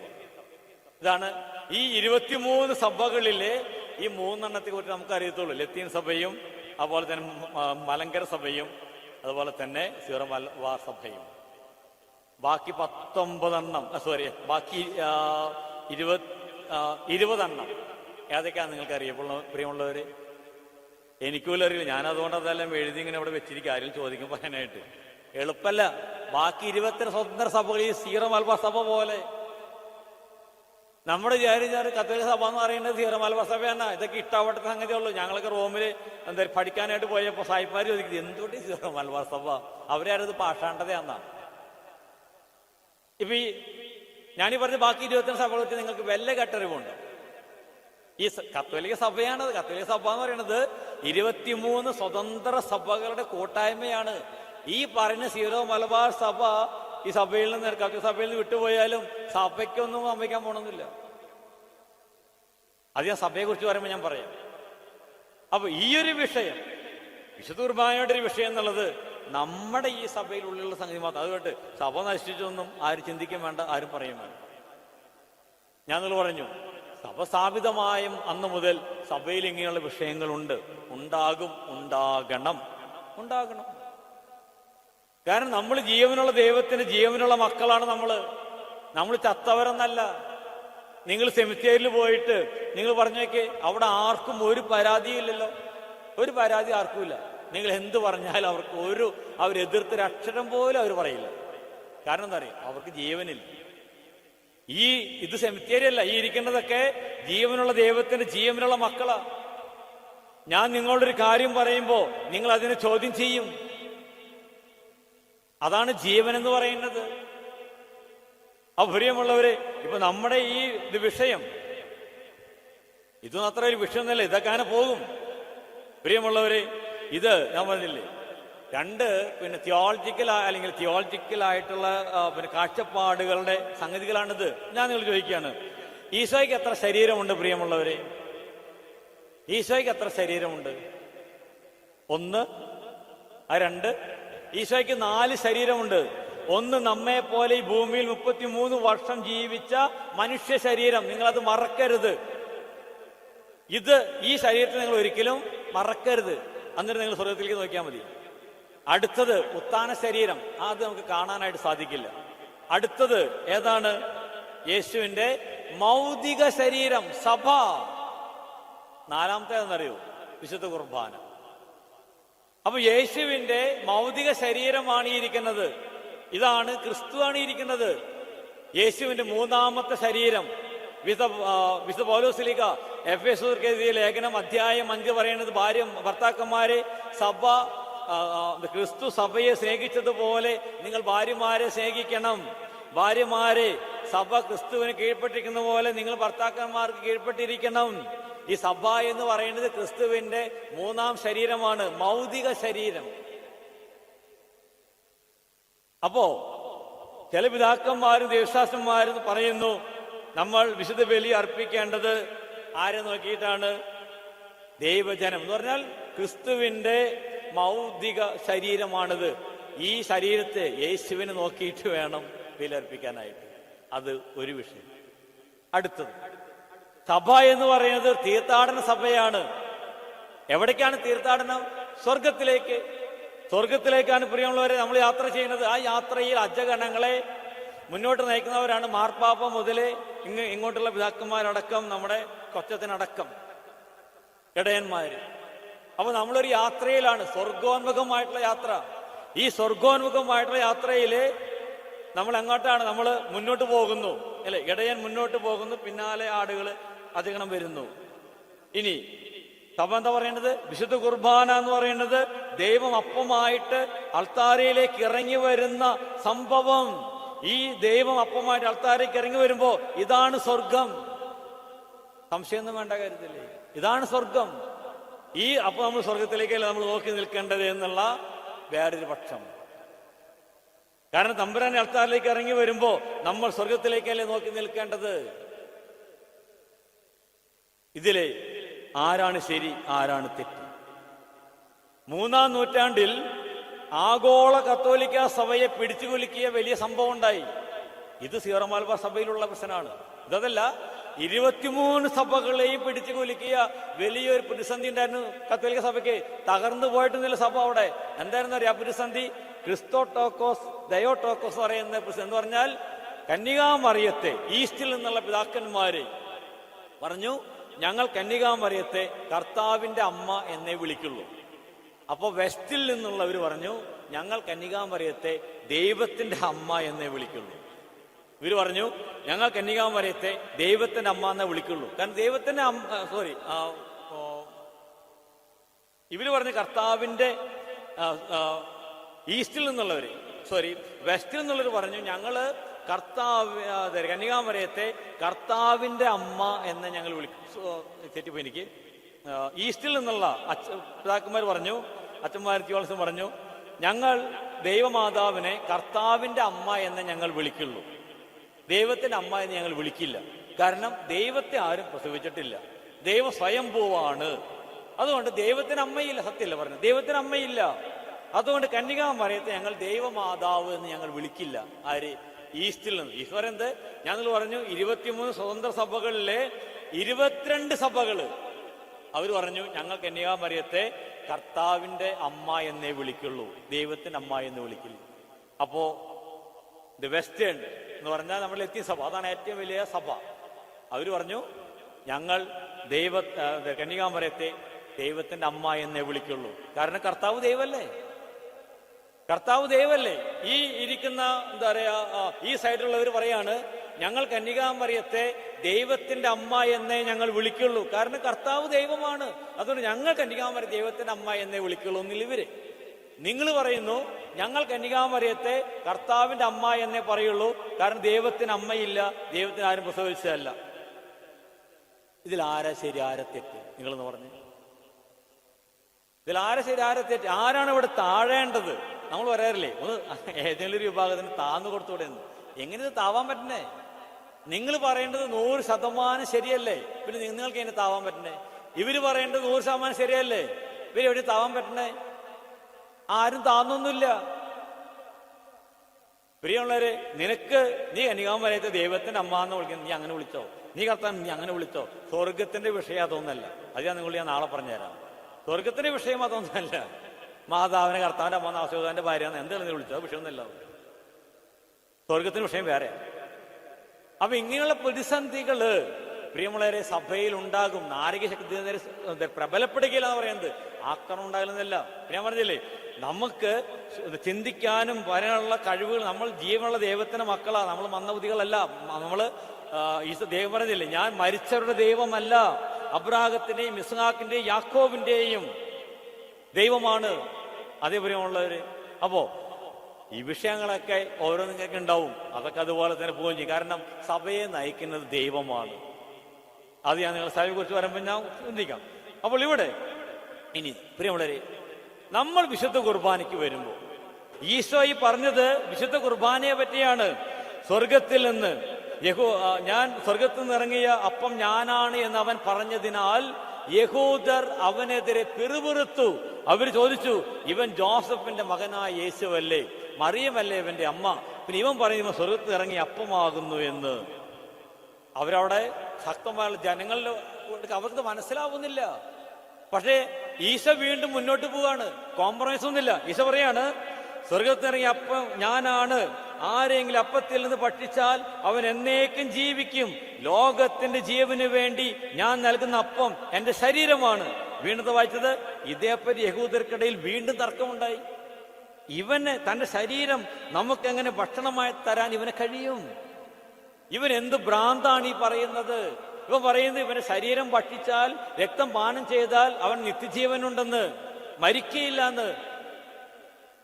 ഇതാണ് പ്രതിസന്ധി. അവിടെ കൊണ്ട് അവസാനിക്കല്ല. നമ്മളെന്താ വായിച്ചത്? ഇത് കേട്ട് അവന്റെ ശിഷ്യന്മാരിൽ പലരും പറഞ്ഞു, ഈ വചനം വളരെ കഠിനമാണ്. ശിഷ്യന്മാരാ പറയുന്നത്. അത് വെറുതെ പറയുക മാത്രമല്ല, ഇതിനു ശേഷം അവന്റെ ശിഷ്യന്മാരിൽ വളരെ പേർ അവനെ വിട്ടുപോയി. ഇവരെന്ത് ഭ്രാന്താണ് ഈ പറയുന്നത്? ഇതുവരെ പറഞ്ഞതൊക്കെ അവരിങ്ങ് സഹിച്ചു കൊണ്ടു കടന്നു. ഇതാണ് വിഷയം. ഞാൻ സ്വർഗ്ഗത്തിറങ്ങിയ അപ്പമാണ്, എന്റെ ശരീരം നിങ്ങൾ ഭക്ഷിക്കണം, രക്തം പാനം ചെയ്യണം എന്ന് പറഞ്ഞപ്പോൾ ആ ജനത്തിനത് മനസ്സിലാവുന്നില്ല. കാരണം നീ ജോസഫിന്റെ മകനല്ലേ, മറിയമല്ലേ നിന്റെ അമ്മ. നിനക്ക് എങ്ങനെയാണ് നിന്റെ ശരീരം ഭക്ഷണമായിട്ട് തരാൻ പറ്റുന്നത്? ഇനി വെട്ടി നുറുക്കി കൊടുത്താലും എത്ര പേർക്ക് അത് എന്താ പറയാ എടുക്കാൻ പറ്റും, തിന്നാൻ പറ്റും? ഇതാണ് കുർബാനയിലെ വിഷയം. പ്രിയമുള്ളവരെ, ആ 2000 വർഷങ്ങൾക്ക് മുമ്പ് ആ ജനം അഭിമുഖീകരിച്ച അതേ പ്രശ്നമാണ് ഇന്ന് ഞാനും നിങ്ങളും ഇവിടെ അനുഭവിക്കുന്നത്. ഈ വിശുദ്ധ കുർബാനയിലെ ഞാൻ ചോദിച്ചു, നിങ്ങൾക്ക് എന്തെങ്കിലും വിഷയമുണ്ടോ അല്ലെങ്കിൽ പ്രതിസന്ധി ഉണ്ടോ? എന്താണ് പ്രിയമുള്ളവരെ, വിശുദ്ധ കുർബാനയിൽ നമ്മൾ അഭിനയിക്കുന്ന വിഷയം തെക്കോട്ടും വടക്കോട്ടും കിഴക്കോട്ടും നോക്കുന്നൊന്നല്ല. ഈ അപ്പം എടുത്തിട്ട് ഈ ഗോതമ്പപ്പം എടുത്തിട്ട് ദൈവത്തിന്റെ പുരോഹിതൻ ഇതെന്റെ ശരീരമാകുന്നു, ഇതെന്റെ രക്തമാകുന്നു എന്ന് പറയുമ്പോ ഈ ഗോതമ്പപ്പത്തില് പ്രിയപ്പെട്ടവരെ നിങ്ങൾക്ക് കർത്താവിനെ കാണാൻ പറ്റുന്നുണ്ടോ? നിങ്ങൾക്ക്? ഇല്ല. നമ്മൾ ഈ കുർബാനയ്ക്ക് ആടിത്തൂങ്ങിയിരിക്കുന്നതും കുർബാനയ്ക്ക് വരാതിരിക്കുന്നതും കുർബാനയ്ക്ക് നേരം വഴുകി വരുന്നതും കാരണം എന്താണെന്നറിയോ? നമുക്ക് ഈ അപ്പത്തിൽ ദൈവത്തെ കാണാനായിട്ട് സാധിക്കുന്നില്ല. ഇതാണോ ദൈവം? ഇതാണ് ചോദ്യം. ഇതാണ് ദൈവം. ഇവിടെ വെച്ച് കഴിഞ്ഞാൽ ഫാന്റെ കാറ്റില് അവിടെ പോയി കിടക്കും. അപ്പൊ നമ്മുടെ ഉള്ളിലുള്ള ചിന്ത ഇതാണ് ദൈവം. ഞാൻ ഇന്നലെ നിങ്ങൾ പറഞ്ഞു, നമ്മുടെ ഉള്ളിലുള്ള ദൈവം എന്ന് പറയുന്നത് ചെങ്കടല് രണ്ടാക്കിയവനാണ്, അല്ലേ? 2000 വർഷങ്ങൾക്ക് മുമ്പ് 2 കള്ളന്മാരുടെ മധ്യേ ഈ ആശാരി ചെറുക്കിനെ അവർ കുരിശിൽ റോമൻ പട്ടാളക്കാര് കുരിശു തറച്ചു. എന്താ അവര് പറഞ്ഞത്? കാൽവരി മലയിൽ നിന്നുകൊണ്ട് ഈ പട്ടാളക്കാരും പ്രധാന പുരോഹിതന്മാരും യഹൂദർ എന്താ പറഞ്ഞത്? നീ ദൈവമാണെങ്കിൽ കുരിശിൽ നിന്ന് ഇറങ്ങി വരിക, ഞങ്ങൾ വിശ്വസിക്കാം. ന്യായമാണ് അവരുടെ ചോദ്യം. നീ ദൈവമാണെങ്കിൽ ഇതാണോ പ്രിയമുള്ളവരെ ദൈവം? എന്ന് ആലോചിച്ച് നോക്കിയേ. എന്നെ രക്ഷിക്കേണ്ടവൻ, നമ്മെ രക്ഷിക്കേണ്ടവൻ സ്വയം രക്ഷിക്കാൻ കഴിയാതെ കുരിശിൽ കിടക്കുന്നു. ഇതാണോ ദൈവം? അത് നീ ദൈവമാണെങ്കിൽ നീ നിന്നെ തന്നെ രക്ഷിക്കേ, ഞങ്ങൾ നിന്നിൽ വിശ്വസിക്കാം. നീ ദൈവമാണ്, ഞങ്ങൾ വിശ്വസിക്കാം. ഇതന്നെയല്ലേ പ്രിയമുള്ളവരെ വിശുദ്ധ കുർബാനയിലെ ഈ അപ്പം എടുത്തിട്ട് ഇത് ദൈവമാണ് നമ്മൾ ആരാധനയ്ക്ക് നമ്മൾ എടുത്തു വെക്കുമ്പോ നിങ്ങളും അറിഞ്ഞും അറിയാതെയും അവിടെ ഇരുന്ന് പറഞ്ഞത് തന്നെയാണ്, ഈശോയെ നീ ദൈവമാണെങ്കിൽ ഈ അപ്പം എന്റെ തമ്പുരാനാണെങ്കിൽ എന്റെ രോഗമൊന്ന് മാറ്റിത്താ, എന്റെ മക്കൾക്ക് ജോലി വാങ്ങിത്താ, എന്റെ കടബാധ്യതയിൽ നീ ഇടപെട്. ഇതല്ലേ നിങ്ങൾ പറയേണ്ടത്? ഇതല്ലേ നമ്മുടെ ആരാധന? പക്ഷെ ഇവിടെ നിന്നൊരു ഒച്ചയോടിയില്ല. അപ്പൊ നമുക്ക് ആരാധനയോട് മടുപ്പ് ആർക്കായാലും ഉണ്ടാവും. കാരണം നമ്മൾ അവിടെ നിന്നിട്ട് ഈ തമ്പുരാനോട് കുറെ കാര്യങ്ങൾ പറയുന്നുണ്ട്, പക്ഷെ ഇവിടെ നിന്ന് ഒരു ശബ്ദവുമില്ല. അപ്പൊ നമുക്ക് ആരാധിക്കാൻ നമുക്ക് ഉറക്കം വരുന്നു. 5 തൊട്ട് 6 വരെയാണ് ആരാധനയെങ്കിൽ 4:45 5:45 ആകുമ്പോഴേക്ക് നമ്മൾ വാച്ച് നോക്കും, തീരാറായോ അല്ലെ? വെറുതെ എന്നിട്ട് വന്നാണ്. കാരണം ഇതാണ്, ഈ ഗോതമ്പപ്പത്തിൽ നമുക്ക് ദൈവത്തെ കാണാൻ പറ്റുന്നില്ല. നമ്മുടെ ഉള്ളിലുള്ള ദൈവവും ഈ ഗോതമ്പും തമ്മിൽ യാതൊരു ബന്ധവുമില്ല. പ്രിയമുള്ളവര്, ഞാൻ സീനായിലായിരുന്ന സമയത്ത് ഞങ്ങളുടെ പ്രൊഫഷണൽ ഹൗസ് ആലുവയിലാണ്. ഇപ്പൊ ഒരു മീറ്റിങ്ങിന് വേണ്ടി ഞങ്ങൾ വരികയാണ്. ഞാൻ ധ്യാനകേന്ദ്രത്തിന്റെ ചാർജുള്ള ഡയറക്ടർ അച്ഛൻ ജയനച്ചൻ ഫ്രാങ്കോ അച്ഛൻ ഞങ്ങൾ വണ്ടിയിൽ ഇവിടെ വന്നു. മീറ്റിംഗ് കഴിഞ്ഞ് ഞങ്ങൾ തിരിച്ചു പോകുമ്പോൾ അങ്കമാലി കഴിഞ്ഞ് കറുകുറ്റിയിൽ ഈ കൊന്ത അങ്ങനെയുള്ള സംഗതികളൊക്കെ വിൽക്കുന്ന വലിയൊരു സെന്റർ ഉണ്ട്, മാതാ സെന്റർ. അപ്പോൾ ഈ ധ്യാനകേന്ദ്രത്തിൽ സ്റ്റോൾ ഉണ്ട്. അപ്പൊ ഈ സ്റ്റോളിലേക്ക് വേണ്ട കുരിശ്, കൊന്ത, ബൈബിള് ഇതൊക്കെ ഞങ്ങൾ വാങ്ങിക്കുന്നത് ഈ മാതാ സെന്ററിൽ നിന്നാണ്. അപ്പൊ ഞങ്ങള് എന്തായാലും വണ്ടിയായിട്ടല്ല വന്നത്. ഞങ്ങൾ അവിടെ ഇറങ്ങി ഞങ്ങൾക്ക് ആവശ്യമുള്ള കൊന്തയും കുരിശും കുറെ വെറൈറ്റി സാധനങ്ങളൊക്കെ ഉണ്ടല്ലോ, അതൊക്കെ നമ്മളിങ്ങനെ നോക്കി നടന്ന് എടുക്കുക. ഞങ്ങൾ 3 പേര് ഉടുപ്പിലാണ്. ആ സമയത്ത് ഞങ്ങളുടെ കൂടെ ഒരു സാധാ മനുഷ്യൻ എന്ന് പറഞ്ഞാൽ പറയാൻ കാരണം ഒരു സാധാ ഫാൻസ്, ഒരു സാധാ ടീഷർട്ട് ഇട്ട ഒരു മനുഷ്യൻ ഞങ്ങളുടെ കൂടെ നടന്ന് അയാൾക്ക് ആവശ്യമുള്ള കൊന്തയും കുരിശൊക്കെ എടുക്കുന്നുണ്ട്. അങ്ങനെ ഇതൊക്കെ എടുത്തു കഴിഞ്ഞ് ഞങ്ങൾ ബില്ലടയ്ക്കാൻ വന്നു നിൽക്കുക. ഞാനാണ് മുന്നിൽ നിൽക്കുന്നത്, എൻ്റെ പുറകിൽ ഈ ചേട്ടൻ നിൽക്കുന്നുണ്ട്. അപ്പൊ ഈ ബില്ലടയ്ക്കാനായിട്ട് അവിടെ ഇരിക്കുന്ന ആ ചേച്ചി ഞങ്ങളുടെ ഒരു അച്ഛൻ്റെ ആക്കുന്ന ബന്ധുവാണ്, ഞങ്ങളെനക്ക് അറിയും. അപ്പൊ ഈ ചേച്ചിക്ക് ഒരു കാര്യം മനസ്സിലായി, ഈ 3 അച്ഛന്മാർക്ക് ഈ നിൽക്കുന്ന ചേട്ടൻ ആരാണെന്ന് മനസ്സിലായിട്ടില്ല എന്ന് മനസ്സിലായി. അപ്പൊ ഈ ചേച്ചി ഞങ്ങളോട് എന്നോട് ചോദിച്ചു, റാപ്പിച്ച ആ നിൽക്കുന്നത് ആരാണെന്ന് അച്ഛനെ മനസ്സിലായോ എന്ന് ചോദിച്ചു. അപ്പൊ ഞാൻ തിരിഞ്ഞു നോക്കി, ഇയാൾ എന്നെ നോക്കി ചിരിച്ചു. ഞാൻ അയാളെ നോക്കി, ആദ്യമായിട്ട് ഞാനാണ് അയാളെ കാണുന്നത്. ഞാൻ പറഞ്ഞു എനിക്ക് മനസ്സിലായില്ല, അറിയില്ല എന്ന് പറഞ്ഞു. അപ്പോൾ ചോദിച്ചു, അച്ഛ അത് ആദിലാബാദ് ബിഷപ്പ് പ്രിൻസ് പാണയങ്കാടനാന്ന് പറഞ്ഞു. ആ മനുഷ്യൻ ആദിലാബാദ് ബിഷപ്പ് പ്രിൻസ് പാണയങ്കാടൻ അവിടെ നിന്നിരുന്നത്. പ്രിയമുള്ളവരെ, എന്തുകൊണ്ടാണ് ഞങ്ങൾ 3 അച്ഛന്മാർക്കും ഈ പിതാവിന് തിരിച്ചറിയാൻ പറ്റാതെ പോയത്? എന്താ കാരണം? നമ്മുടെ ഉള്ളിൽ ബിഷപ്പ് എന്ന് പറയുമ്പോൾ ഒരു ചിത്രമുണ്ട്. കാര്യസമയത്ത് തൊപ്പി വടിയൊന്നും ഇല്ലെങ്കിലും ഒരു പിതാവ് എന്ന് പറയുമ്പോൾ നമ്മുടെ ഉള്ളിൽ ഒരു ചിത്രമുണ്ട്. ഒന്നെങ്കിൽ ശരീരം കൊണ്ട് ചെറിയൊരു വയറോ ഒക്കെ ആയിട്ട്, അല്ലെങ്കിൽ ഒരു നല്ലൊരു മാല, അതിൻ്റെ അറ്റത്ത് വലിയൊരു കുരിശ്, പിന്നെ മുത്താനായിട്ട് വലിയ അത് മോതിരം. ഈ വക ഒരു അലങ്കാരങ്ങളും ആ ശരീരത്തിൽ ഉണ്ടായിരുന്നില്ല. അതുകൊണ്ട് പ്രിൻസ് പാണയങ്കാടൻ പിതാവിനെ കണ്ടപ്പോ ഞങ്ങൾക്ക് മനസ്സിലായില്ല. കാരണം നമ്മുടെ ഉള്ളിലുള്ള ബിഷപ്പിന്റെ ചിത്രവും ഈ നിൽക്കുന്ന മനുഷ്യനും തമ്മിൽ യാതൊരു ബന്ധവുമില്ല. ഇത് തന്നെയാണ് കുർബാനിന്റെ വിഷയം. ഞാനിപ്പോ അറിയുന്ന ഗാകുൽത്ത ധ്യാന കേന്ദ്രത്തിൽ ധ്യാനമില്ലാത്ത സമയത്ത് ഞാൻ പറഞ്ഞു, ഞങ്ങളുടെ പറമ്പിൽ പണിയൊക്കെ ഞങ്ങൾ തന്നെയാണ് ചെയ്യേണ്ടത്. അപ്പൊ ഈ ഏപ്രിൽ മെയ് മാസത്തില് ഞാനവിടെ തേങ്ങയൊക്കെ ഇട്ട് അയാൾ പോയി. അപ്പൊ ഈ തേങ്ങയൊക്കെ ഇവർ അർബാൻ, നമ്മൾ ഉന്തി കൊണ്ടുവന്ന വണ്ടി ഉണ്ടല്ലോ, ആ അർബാനില് ഞാൻ ഈ തേങ്ങയൊക്കെ ഇട്ട് ഞാനിങ്ങനെ ഉന്തി കൊണ്ടുവരിക. ആ സമയത്ത് ഒരു കാറിൽ ഒരു ചേട്ടനും ചേച്ചിയും അവിടെ വന്നു. ആ സമയത്ത് മുന്നിലേക്ക് വന്നു. അപ്പോൾ അവർ കാറിൽ നിന്ന് ഇറങ്ങി. അപ്പോൾ ഞാൻ അവിടെ നിന്നു. അപ്പോൾ എൻ്റെ കയ്യിൽ വണ്ടിയുണ്ട്, തേങ്ങയുണ്ട്, ഞാനവിടെ നിൽക്കുക. അപ്പോൾ ഇവരെ അടുത്ത് പറഞ്ഞു, അവരെ വിളിച്ചത് ചേട്ടാന്ന്. ചേട്ടാ, ഞങ്ങൾ ഈ ആശ്രമത്തിൻ്റെ സുപ്പീരിയർസിനെ കാണാനായിട്ട് വന്നതാണ്, അച്ചവിടെ ഉണ്ടോയെന്ന് ചോദിച്ചു. ഞാൻ പറഞ്ഞു, ആ ചേട്ടൻ തന്നെയാണ് ഈ ചേട്ടൻ എന്ന് പറഞ്ഞു. സുപ്പീരിയർസ് തന്നെയാണ് ഈ നിൽക്കുന്നത്. എന്തുകൊണ്ടാണ് പ്രിയമുള്ളവർ അവരെന്നെ ചേട്ടാന്ന് വിളിച്ചത്? അവർ ഞാൻ തെങ്ങേറ്റുകാരനാണ്. കാരണം തെങ്ങ് കയറി കഴിഞ്ഞപ്പോൾ നമ്മുടെ ചേട്ടൻ തേങ്ങയൊക്കെ അർബാനിൽ കൊണ്ടുപോകുന്നു. അവരെന്നെ വിളിച്ചത് ചേട്ടാന്നാണ്, അച്ചാന്നല്ല. എന്താ കാരണം? അവരുടെ ഉള്ളിൽ ഒരു വൈദികൻ എന്ന് പറയുമ്പോൾ നിങ്ങളുടെ ഉള്ളിൽ ഒരു ചിത്രമുണ്ട്. ആ ചിത്രവും ഈ മനുഷ്യൻ നോക്കുമ്പോ ഒരു ബന്ധവുമില്ല. അവിടെ നിൽക്കുന്നത് കാപ്പിയും കൊത്തിനിട്ടിട്ടൊന്നല്ല, ഉടുപ്പിട്ടിട്ടൊന്നല്ല, ഒരു ജോലിക്കാരന്റെ ഡ്രസ്സ് ചെയ്തിട്ടാണ് അവിടെ നിൽക്കുന്നത്. അപ്പോൾ അവരെന്നെ വിളിച്ചത് ചേട്ടാന്നാ. ഇതാ പ്രിയമുള്ള നമ്മുടെ വിഷയം. ഈ ഗോതമ്പപ്പത്തില് ഇതെന്റെ ശരീരമാണ്, രക്തം എന്ന് പറയുമ്പോ നമ്മുടെ ഉള്ളിലുള്ള ദൈവമായിട്ടും ഈ ഗോതമ്പപ്പമായിട്ടും യാതൊരു ബന്ധവുമില്ല. ഇതാണോ ദൈവം? ഒരു ഫാന്റെ കാറ്റിൽ പറന്നു പോകുന്നവനാണോ ദൈവം? അതുകൊണ്ടാണ് ദിവ്യകാരുണ്യ സഭയിലെ ജോയി അച്ഛൻ എഴുതിയുള്ള കവിതയിൽ എഴുതി വെച്ചത്, ഒരു ഫാന്റെ കാറ്റിൽ പറന്നു പോകുന്ന ഗോതമ്പപ്പത്തിൽ 1000 കൊടുങ്കാറ്റുകളെ ശാന്തമാക്കാൻ കഴിവുള്ളവനാണ് ഈ പറന്നു പോകുന്നത് എന്ന് നിങ്ങൾ അറിയുക.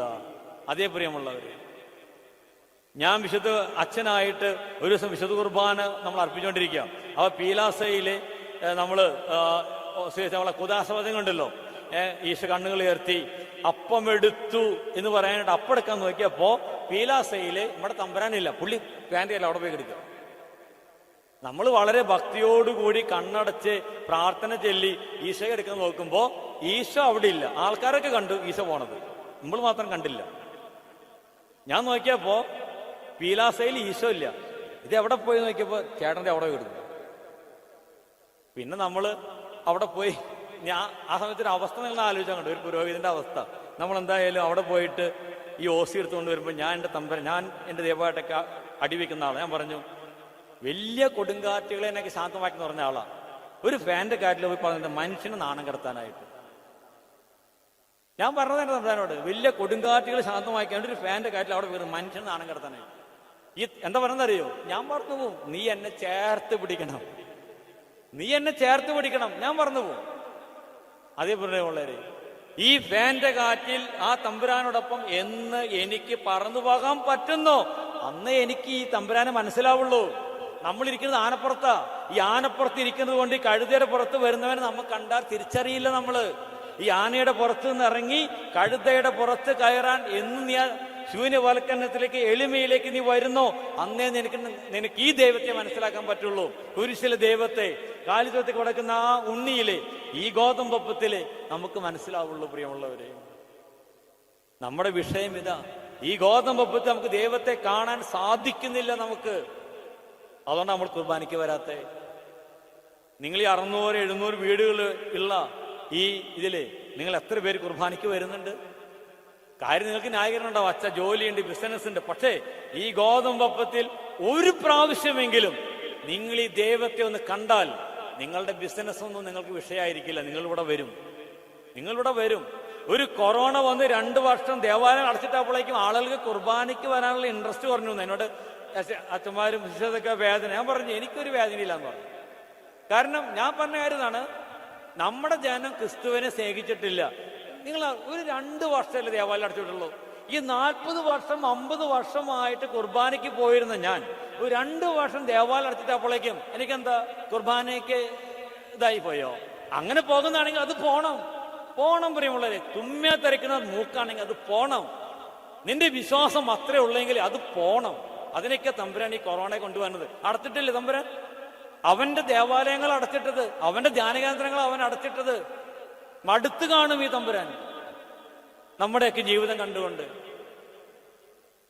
ഒരു 2 വർഷം ദേവാലയത്തിൽ ബാബൽ ഇപ്പോ ഓൺലൈനിലാണ്. കാരണം ഓൺലൈൻ കുർബാന കാണുമ്പോൾ നമുക്ക് ഇഷ്ടമുള്ളൊക്കെ ചെയ്യാമല്ലോ. ആരിൽ വന്നു കയറി അവനോട് ഹായ് പറയാം, കുട്ടി കരഞ്ഞാൽ അങ്ങോട്ട് എഴുന്നേറ്റ് പോകാം. കാരണം ദേവാലയത്തിൽ വന്നു ഞാൻ പറ്റില്ലല്ലോ. ഞങ്ങൾ ഓൺലൈനിൽ കാണണ്ടച്ചാ. നീ നിന്റെ ദൈവത്തിന്റെ ആലയത്തിലേക്ക് നീ വരണം. ഇത് സ്നേഹമാണെന്നേ, തമ്പുരാനുള്ള സ്നേഹമാണത്. ഇതാരും അടിച്ചേൽപ്പിക്കുന്ന സംഗതി ഒന്നല്ല. എന്റെ അപ്പനെ ഞാൻ സ്നേഹിച്ചാൽ എന്റെ ഈ ദൈവം ആൾക്കാരേക്ക് ഇറങ്ങി വരുന്ന ഈ വിശുദ്ധ ബലിയിലേക്ക് ഞാൻ വരുമ്പോ ഞാൻ നിൽക്കുന്നത് ഈ ദേവാലയത്തിന് മുന്നിലായിരിക്കും. അല്ലേ? നമുക്കൊക്കെ ഇന്ന് വിശുർബാനയ്ക്ക് മുന്നിലേക്ക് കയറി വരാൻ പറഞ്ഞാൽ ചേട്ടൻ ചേച്ചി കാലിട്ട് ഉറയ്ക്കാന്നല്ലാണ്ട് ഒരു അനക്കം കാണാം. ഇങ്ങോട്ട് കയറി വരില്ല. അല്ലേ? എന്തേ കാരണത പ്രിയമുള്ളവരെ? ഇതാണ് കുർബാനയുടെ വിഷയം, അല്ലാതെ തെക്ക് വടക്കൊന്നല്ല. ഇതാണ് കുർബാനയുടെ വിഷയം. ഇതാണ് വിഷയമെന്ന് തമ്പുരാൻ അറിയാം. അതുകൊണ്ടാണ് നിങ്ങൾ നോക്കുക, വിശുദ്ധ കുർബാന സ്ഥാപിക്കുന്നതിന് മുൻപ് എന്താ ഈശോ ചെയ്തത്? അത്താഴ മേശയിൽ നിന്ന് എഴുന്നേറ്റ് അവൻ മേലങ്കി അഴിച്ചു വെച്ച് ഒരു കച്ചയെടുത്ത് അരയിൽ ചുറ്റി ഒരു താലത്തിൽ വെള്ളമെടുത്തിട്ട് പാപികളായ മനുഷ്യന്റെ മുമ്പിൽ മുട്ടുകുത്തിയിട്ട് ഈ തമ്പുരാൻ അവന്റെ കാലുകൾ കഴുകി. എന്നിട്ടാണ് കുർബാന സ്ഥാപിക്കുന്നത്. എന്തിനാ അത് ചെയ്തതെന്നറിയോ? എന്തിനാ ചെയ്തത്? ഈശോയ്ക്കറിയാം, ഇനി വരുന്ന തലമുറയ്ക്ക്, എന്റെ മക്കൾക്ക് ഈ ഗോതമ്പപ്പത്തിൽ എന്നെ കാണാനായിട്ട് ബുദ്ധിമുട്ട് ഉണ്ടാകും. തീർച്ചയായിട്ടും ഉണ്ടാകും. പുരോഹിതൻ ഇത് ഈശോയാണെന്ന് പറയുമ്പോ എന്റെ ജനത്തിന് ഈ ഗോതമ്പപ്പത്തിൽ എന്നെ കാണാനായിട്ട് ബുദ്ധിമുട്ടുണ്ടാകുമെന്ന് ഈ തമ്പുരാനെ കൃത്യമായിട്ട് അറിയാം. ആ ബുദ്ധിമുട്ട് ഒഴിവാക്കാനാണ് അവൻ ഈ ആദ്യം ആ പണി ചെയ്തത്. എന്താണെന്നറിയോ? ഈ താലത്തിൽ വെള്ളമെടുത്തിട്ട് പാപികളായ മനുഷ്യനെ നമ്മൾ ചിന്തിക്കണം. ആരാണ് ഈ മനുഷ്യന് മുന്നിൽ മുട്ടുകുത്തി നിൽക്കുന്നത്? ആരെ മുട്ടുകുത്തി നിൽക്കുന്നത്? ഈ പറഞ്ഞ് ചെങ്കടലിനെ രണ്ടാക്കിയവൻ, സൈന്യങ്ങളുടെ കർത്താവ്, ആ ദൈവമാണ് ഈ മുട്ടുകുത്തി നിൽക്കുന്നത്. പാപത്തിന് നിഴൽ പോലും ഇല്ലാത്ത തമ്പുരാൻ പാപിയായി എന്റെ മുന്നിൽ മുട്ടുകുത്തി നിൽക്കുന്നത് ഒരു അടിമയൊന്നല്ല. എന്തിനാ മുട്ടുകുത്തിയെന്നറിയോ? എന്തിനാണ്? നിങ്ങളുടെ ദൈവവും കർത്താവുമായി ഞാൻ നിങ്ങളുടെ പാദങ്ങൾ കഴുകി എന്ന് പറഞ്ഞാൽ ഇത് നിങ്ങൾ വിശ്വസിക്കുന്നുണ്ടെങ്കിൽ നിങ്ങൾക്ക് ഇത് വിശ്വസിക്കാം. പുരോഹിതൻ ഈ അപ്പം എടുത്തിട്ട് ഇതെന്റെ ശരീരമാണെന്ന് പറയുമ്പോ ഇത് ഞാനായിട്ട് മാറുന്നു. ഒരു അടിമയുടെ തലത്തിലേക്ക്, ഒരു വേലക്കാരന്റെ തലത്തിലേക്ക് ഈ കാല് കഴുകുക എന്ന് പറയുന്നത് അടിമകളാണ്. വേലക്കാരുടെ താഴെയാണ് അടിമകള്. ഈ ഒരു അടിമയുടെ തലത്തിലേക്ക് എനിക്ക് താഴാമെങ്കിൽ ഈ ഗോതമ്പപ്പമാകാനായിട്ട് എനിക്ക് യാതൊരു ബുദ്ധിമുട്ടുമില്ല. ഇത് നിങ്ങൾക്ക് വിശ്വസിക്കാമെങ്കിൽ, അത് ഞാൻ പറഞ്ഞു, ഈശോ ചെയ്ത ഓരോ കാര്യത്തിനും അതിന്റെ പുറകിലൊരു കാരണമുണ്ട്. നിങ്ങൾ വിളിക്കുന്ന ഈശോ പറയുന്നുണ്ട്, ഞാൻ നിങ്ങളുടെ ദൈവവും കർത്താവുമാണ്. ദൈവവും കർത്താവുമായി ഞാൻ നിങ്ങളുടെ മുന്നിൽ മുട്ടുകുത്തി നിന്റെ പാദങ്ങൾ കഴുകിയെന്ന് നീ വിശ്വസിക്കുന്നുണ്ടെങ്കിൽ നിനക്കിത് വിശ്വസിക്കാം. ഞാൻ ഈ അപ്പമായിട്ട് മാറുന്നു. നമ്മുടെ ഹൈന്ദവരുടെ ബൃഹദാരണ്യ ഉപനിഷത്തുകളിലെ ഏറ്റവും വലിയ ഉപനിഷത്ത് ബൃഹദാരണ്യ ഉപനിഷത്ത്, അതിൽ പറയേണ്ടതാണ് ഏറ്റവും വലുതും ഏറ്റവും ചെറുതും ഈശ്വരനെ അത് സാധിക്കുകയുള്ളൂ. അതേ പ്രിയമുള്ളവരെ, ഈ വിശുദ്ധ കുർബാന ഇവിടെയാണ് നീ വരേണ്ടത്. നിന്റെ ദൈവമാണ് ഈ അൾത്താരയിലേക്ക് ഇറങ്ങി വരുന്നത്. നിന്റെ സങ്കടങ്ങള്, നിന്റെ ദുഃഖങ്ങള്, വിഷമങ്ങള് നിങ്ങൾ പറയേണ്ടത് ഇവിടെയാണ്, അപ്പുറത്തല്ല. ഇവിടെയാണ് നിങ്ങൾ വരേണ്ടത്. ഈ ദൈവത്തെ അവഗണിച്ചുകൊണ്ടാണ് നിങ്ങൾ നിങ്ങളുടെ ആവശ്യങ്ങൾക്ക് വേണ്ടി വിശുദ്ധരെ പിന്നാലെ നിങ്ങൾ പോകുന്നത്. പ്രിയമുള്ളവരെ, എന്തിനാണ് സഭ വിശുദ്ധരെ അൾത്താരയിലേക്ക് എടുത്തു വെച്ചത്? ഈ സെബസ്ത്യാനോസ് ഏത് വിശുദ്ധന്റെ എന്താ പറയാ നൊവേനയായിരിക്കും എത്തിച്ചിട്ടുണ്ടാവുക? ഈ യൂദാ തദേവൂസ് ഏത് വിശുദ്ധന്റെ നൊവേനയായിരിക്കും എത്തിച്ചിട്ടുണ്ടാവുക? കത്തോലി. ഈ വിശുദ്ധന്മാർ എന്തിനാ എടുത്തു വെച്ചെന്നറിയോ നിങ്ങൾക്ക്? ആദ്യം സഭയിലെ വിശുദ്ധന്മാരൊന്നും ഉണ്ടായിരുന്നില്ല. വെക്കാനുള്ള കാരണം ഇതാണ്. നമ്മൾ പറയാറില്ലേ, ഇപ്പോ നമ്മളോട് ചേട്ടാ ക്ഷമിക്കേ, ഈശോ ക്ഷമിച്ചില്ലേ, ഈശോ കുരിശിൽ കിടന്നുകൊണ്ട് ഈശോ ക്ഷമിച്ചില്ലേ, അതുപോലെ ഒന്ന് ക്ഷമിക്ക് ചേട്ടാ. അപ്പൊ എന്താ പറയുന്നറിയോ? അച്ഛാ, ഈശോയ്ക്ക് ക്ഷമിക്കാം, കാരണം ഈശോ ആരാണ്? ദൈവമാണ്. അപ്പൊ അത് കഴിഞ്ഞു. ഈശോയ്ക്ക് പറ്റിയച്ചാ, ഈശോ ഞാൻ പച്ച മനുഷ്യനാണെന്നേ, ഈശോയ്ക്ക് ക്ഷമിക്കാൻ പറ്റും, ഈശോ ദൈവമാണ്. അപ്പൊ അത് കഴിഞ്ഞു. അടുത്തത്, മാതാവ് ക്ഷമിച്ചില്ലേ കുരിശിന്റെ ചുവട്ടിൽ നിന്നുകൊണ്ട് ആ വേദനയിലും? ക്ഷമിച്ചില്ലേ അമ്മ, അതുപോലെ ക്ഷമിക്ക് ചേച്ചി, ചേട്ടാ. അപ്പൊ പറഞ്ഞറിയോ, മാതാവിനത് പറ്റിയച്ചാ, കാരണം മാതാവ് ദൈവമാതാവാണ്, ഞാൻ പച്ച മനുഷ്യനാണെന്നേ. അപ്പൊ അതും കഴിഞ്ഞു, മാതാവും കഴിഞ്ഞു. അപ്പൊ ഇനി അടുത്ത് വിശുദ്ധര്. അന്തോണിസ്താളം ക്ഷമിച്ചില്ലേ, തദേവൂസ് ക്ഷമിച്ചില്ലേ, ഔഷധാവ് ക്ഷമിച്ചില്ലേ? അപ്പോൾ ഇതിനെ പറഞ്ഞ എന്താണെന്നറിയോ, അവർക്കത് പറ്റിയച്ചാ അവര് വിശുദ്ധരാ, ഞങ്ങള് മാത്രം പച്ച, നമ്മളെപ്പോഴും പച്ചയാണ്.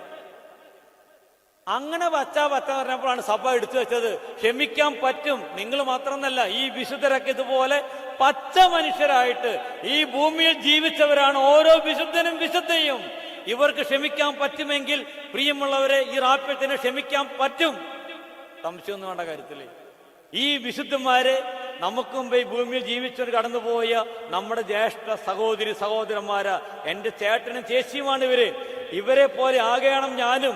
ഇവർ എനിക്ക് കാണിച്ചു തരുന്നൊരു വഴിയുണ്ട്, സ്നേഹത്തിന്റെ വഴി, സാഹോദര്യത്തിന്റെ വഴി, സഹനത്തിന്റെ വഴി. എന്റെ ചേട്ടൻ നടന്ന വഴിയിലൂടെ നടക്കേണ്ടവനാണ് ഞാൻ. എന്നിട്ടാണ് ഈ വിശുദ്ധരൊക്കെ, വിശുദ്ധ കുർബാനയിലെ ഈ വിശുദ്ധര് മാലാഹമാരൊക്കെ ഈ തമ്പുരാന്റെ മുന്നിൽ മുട്ടുകുത്തി ഇവിടെ നിൽക്കുന്നുണ്ട്. നമുക്കത് കാണാൻ പറ്റില്ല എന്നുള്ളൂ. ഞങ്ങൾക്ക് ഇറ്റലിയിൽ ഒരു ഹൗസ് ഉണ്ട്. ഞാൻ 2 മാസം അവിടെ സമയത്ത് അവിടെ ഇടവക പെരുന്നാള് ഈശോയുടെ അന്തോണിസുണ്ടാളിന്റെയും അതുപോലെ തന്നെ മാതാവിന്റെയും വലിയ തിരുനാളാണ്. നമ്മെപ്പോലെ തന്നെ അവിടെ വലിയ പ്രദക്ഷിണൊക്കെ ഉണ്ട്, 2-3 കിലോമീറ്റർ ദൂരമുള്ള വലിയ പ്രദക്ഷിണൊക്കെ ഉണ്ട് അവിടെ. അങ്ങനെ വിശുർബാന കഴിഞ്ഞു, അത് കഴിഞ്ഞ് പ്രദക്ഷിണം ആരംഭിക്കുകയാണ്. ആദ്യം എടുക്കുന്നത് ഈശോയുടെ രൂപമുള്ള രൂപക്കൂട. ആ രൂപക്കൂട് എടുത്ത് ആൾക്കാർ അച്ഛനോടൊപ്പം ധൂപക്കുറ്റി മുന്നിൽ വിളക്കുകൾ അങ്ങനെയായിട്ട് ആദ്യം എടുക്കുന്നത് ഈശോയുടെ രൂപക്കൂടാണ്. ആ രൂപക്കൂട് എടുത്ത് പള്ളിയുടെ പ്രധാന വാതിൽ കടന്ന് ഈശോയുടെ രൂപക്കൂട് അവിടെ നിന്നു. അടുത്തത് എടുക്കുന്നത് ഔസേപിതാവിന്റെയും അമ്മയുടെയും രൂപക്കൂടാണ്. അതെടുത്ത് ഇവർ പള്ളിയിൽ നിന്ന് വന്നു, ഇവരവിടെ വന്ന് ഈശോയുടെ മുന്നിലേക്ക് വന്ന് ഈ രൂപക്കൂട് എടുത്തവര് അവിടെ മുട്ടുകുത്തി ആചാരം ചെയ്ത് എഴുന്നേറ്റ് അവർ രണ്ടുപേർ സൈഡിലേക്ക് മാറിയിരുന്നു. ആര്? മാതാവും ഔസേപിതാവും. അത് കഴിഞ്ഞ് വരുന്നത് അന്തോണിസ് പുണ്യാളനും വിശുദ്ധ സെബസ്ത്യാനോസും ആണ്. അവരുടെ രൂപക്കൂട് എടുത്തു, അവര് വന്നു, ഈശോയുടെ മുന്നിലേക്ക് വന്നു. 2 വിശുദ്ധന്മാരും അവിടെ മുട്ടുകുത്തി ആചാരം ചെയ്തു, അവര് സൈഡിലേക്ക് മാറി.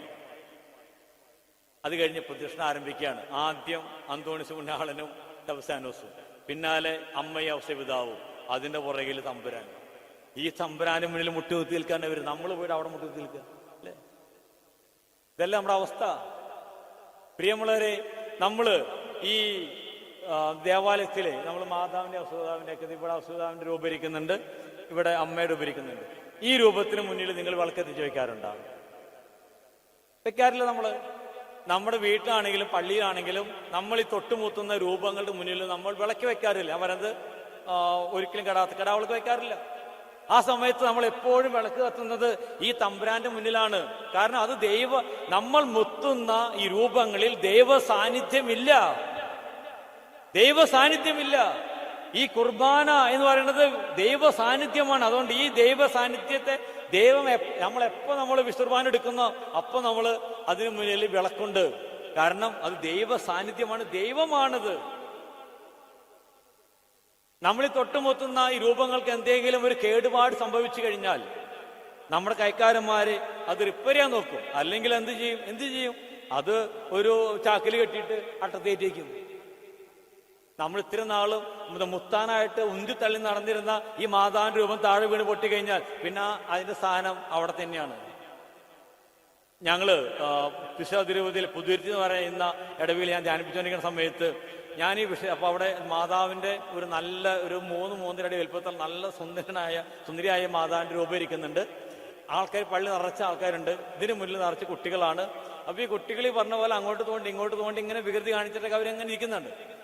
ഞാൻ നിങ്ങളോട് ഈ പറയുന്ന ഈ വിഷയം ഞാൻ പറഞ്ഞു ഈ മാതാവിന്റെയോ അല്ലെങ്കിൽ വിശുദ്ധരുടെയൊക്കെ നമ്മൾ മുത്തുന്ന ഈ രൂപങ്ങൾ താഴെ വീണ് ആ രൂപങ്ങൾ പൊട്ടുകയാണെങ്കിൽ നമ്മുടെ കൈക്കാരന്മാര് അതെല്ലാം വാരി കൂട്ടിയിട്ട് ഒരു ചാക്കിൽ കെട്ടി പുറത്തു കൊണ്ടുവയ്ക്കും.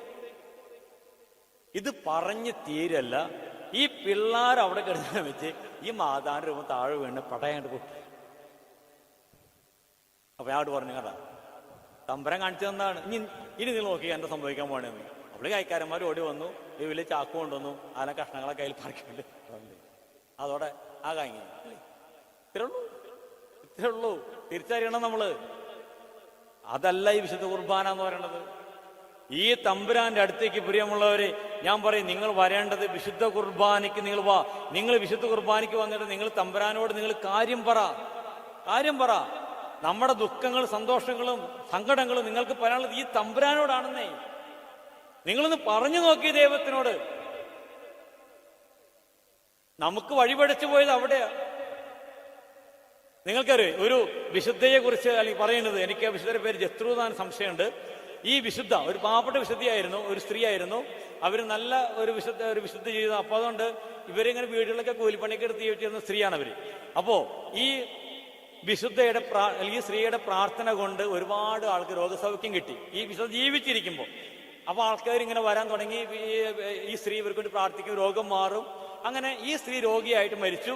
അപ്പൊ ആളുകൾ പറഞ്ഞു ഇതൊരു വിശുദ്ധയായ ഒരു സ്ത്രീയാണ്, അതുകൊണ്ട് നമുക്ക് ഈ സ്ത്രീയെ സാധാരണ ആളുകൾ സെമിത്തേരിയിൽ അടക്കുക. അതുകൊണ്ട് സെമിത്തേരിയിൽ അടക്കാൻ പറ്റില്ല, കാരണം ഇവരുടെ ജീവിതത്തിൽ ഒരുപാട് രോഗശാന്തി കിട്ടിയിട്ടുണ്ട്. അതുകൊണ്ട് ഇവരെ സാധാരണ സെമിത്തേരിയിൽ അടക്കിയ പോരാ, ഇവരെ നമുക്ക് പള്ളിക്കകത്ത് അടക്കണം എന്ന് പറഞ്ഞു. അങ്ങനെ ജനം ശക്തമായിട്ട് അതിനെ ഒച്ചയുണ്ടാക്കി. അവർ ബിഷപ്പിനെ കണ്ടു. അപ്പൊ ബിഷപ്പിനൊക്കെ അറിയാം ഈ സ്ത്രീയുടെ ആ ജീവിതമൊക്കെ. ഓക്കെ, ബിഷപ്പ് പറഞ്ഞു ഓക്കെ, ദേവജനത്തിന്റെ ആഗ്രഹം അനുസരിച്ച് നമ്മുടെ ഈ വിശുദ്ധയെ പള്ളിയുടെ അകത്ത് അടക്കി. ആൾക്കാരിങ്ങനെ വരുന്നു, പ്രാർത്ഥിക്കുന്നു, തിരികത്തിക്കുന്നു, രോഗശാന്തി, അത്ഭുതങ്ങൾ നടക്കുന്നുണ്ട്.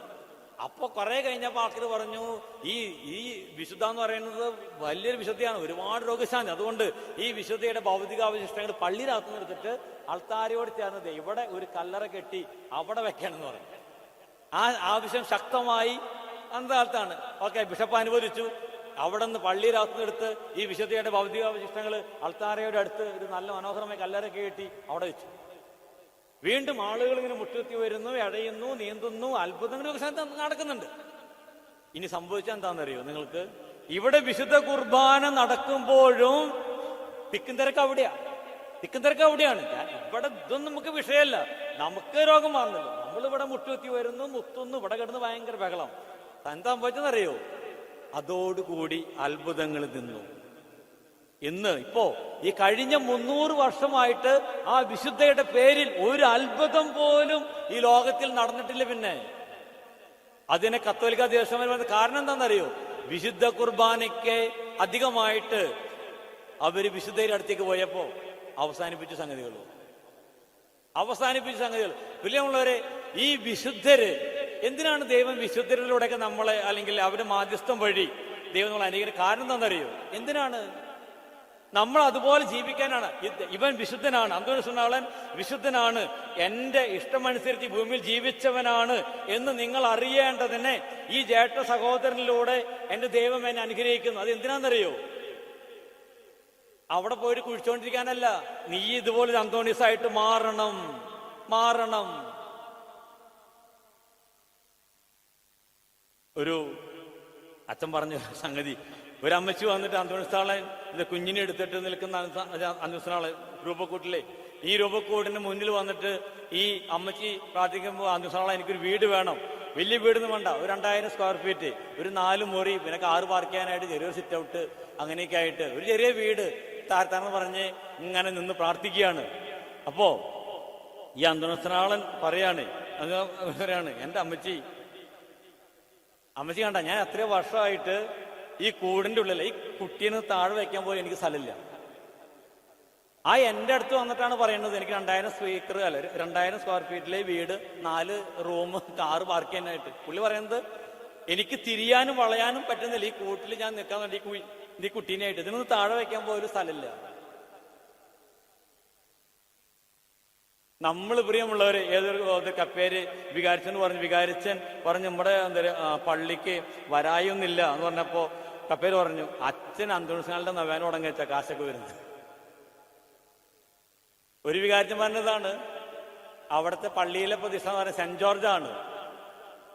നമുക്കറിയാം സെന്റ് ജോർജ് ഒന്നും അത്ര വലിയ അത്ഭുതമൊന്നും കാണാം. അപ്പൊ ഈ വികാരി കാണിക്കാൻ പള്ളിക്കാൻ കാശില്ല. അപ്പൊ വികാരിച്ചൻ വന്നിട്ട് സെന്റ് ജോർജിനോട് പറഞ്ഞു, താൻ കുറെ നാളായി ഈ കുതിരപ്പുറത്ത് നിന്നിട്ട് ഓന്തിന്റെ വാജിയിൽ കോലിട്ട് കുത്തിയിരിക്കുന്നു, 10 വയസ്സിലേക്ക് പോരില്ല. ആ സമയത്ത് ആ കുട്ടീനെ എടുത്ത് വെക്കുന്ന അന്തോണീസ് എന്തോരം കാശ ഉണ്ടാക്കി കൊടുക്കണ ഇടവേക്ക്. ഈ നിലയ്ക്ക് പോയാൽ തന്നെ ഞാൻ ഇവിടുന്ന് മാറ്റിയിട്ട് അയാളെ ഇവിടെ കൊണ്ടിരുത്തും. അല്ലേ? നമുക്ക് വിശുദ്ധർ ഇതിനാണെന്നേ. സങ്കടമുണ്ട് പ്രിയപ്പെട്ടവരെ, സങ്കടമുണ്ട്. നമ്മൾ ഈ വിശുദ്ധ കുർബാനകളൊക്കെ നമ്മൾ അകന്നു പോയി അതിന്റെ തിക്താനുഭവങ്ങളാണ് നമ്മൾ അനുഭവിക്കുന്നത്. തിരിച്ചു വരണം. നമ്മൾ വിശുദ്ധ കുർബാനയ്ക്ക് നിങ്ങളുടെ ജീവിതത്തിൽ 1-ാം സ്ഥാനം നൽകണം. വിശുദ്ധ കുർബാനയ്ക്ക് വന്നിട്ട് നിങ്ങൾക്ക് ജോലിക്ക് പോയാൽ മതിയെങ്കിൽ ഈ അപ്പന്റെ അടുത്ത് വന്ന് അനുഗ്രഹം മേടിച്ച് നിങ്ങൾ പോകും. ഈ VJ കുര്യൻ എന്ന് പറയുന്ന സാറിന് നിങ്ങൾക്കറിയോ? ഒരു IAS കാരൻ, ജില്ലാ കളക്ടർ, എറണാകുളം ജില്ലാ കളക്ടർ VJ കുര്യൻ. ഈ VJ കുര്യൻ സാറുമായിട്ട് ആളെ ഞാൻ പരിചയപ്പെടുത്തി തരാം. ഈ VJ കുര്യൻ സാറാണ് നമ്മുടെ നെടുമ്പാശ്ശേരി അന്താരാഷ്ട്ര വിമാനത്താവളം ഉണ്ടാക്കിയ മനുഷ്യൻ, സിയാലിന്റെ മുൻ ചെയർമാൻ. ഈ VJ കുര്യൻ സാറുമായിട്ടൊരു ഇന്റർവ്യൂ ഉണ്ട്.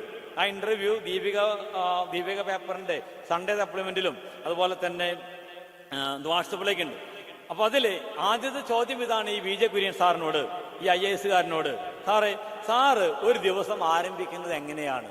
അപ്പൊ ഇദ്ദേഹം പറയാണ്, ഞാൻ രാവിലെ എഴുന്നേൽക്കും, കുളിക്കും, പല്ലിച്ച് കഴിഞ്ഞ് ഞാൻ വിശുദ്ധ കുർബാനയ്ക്ക്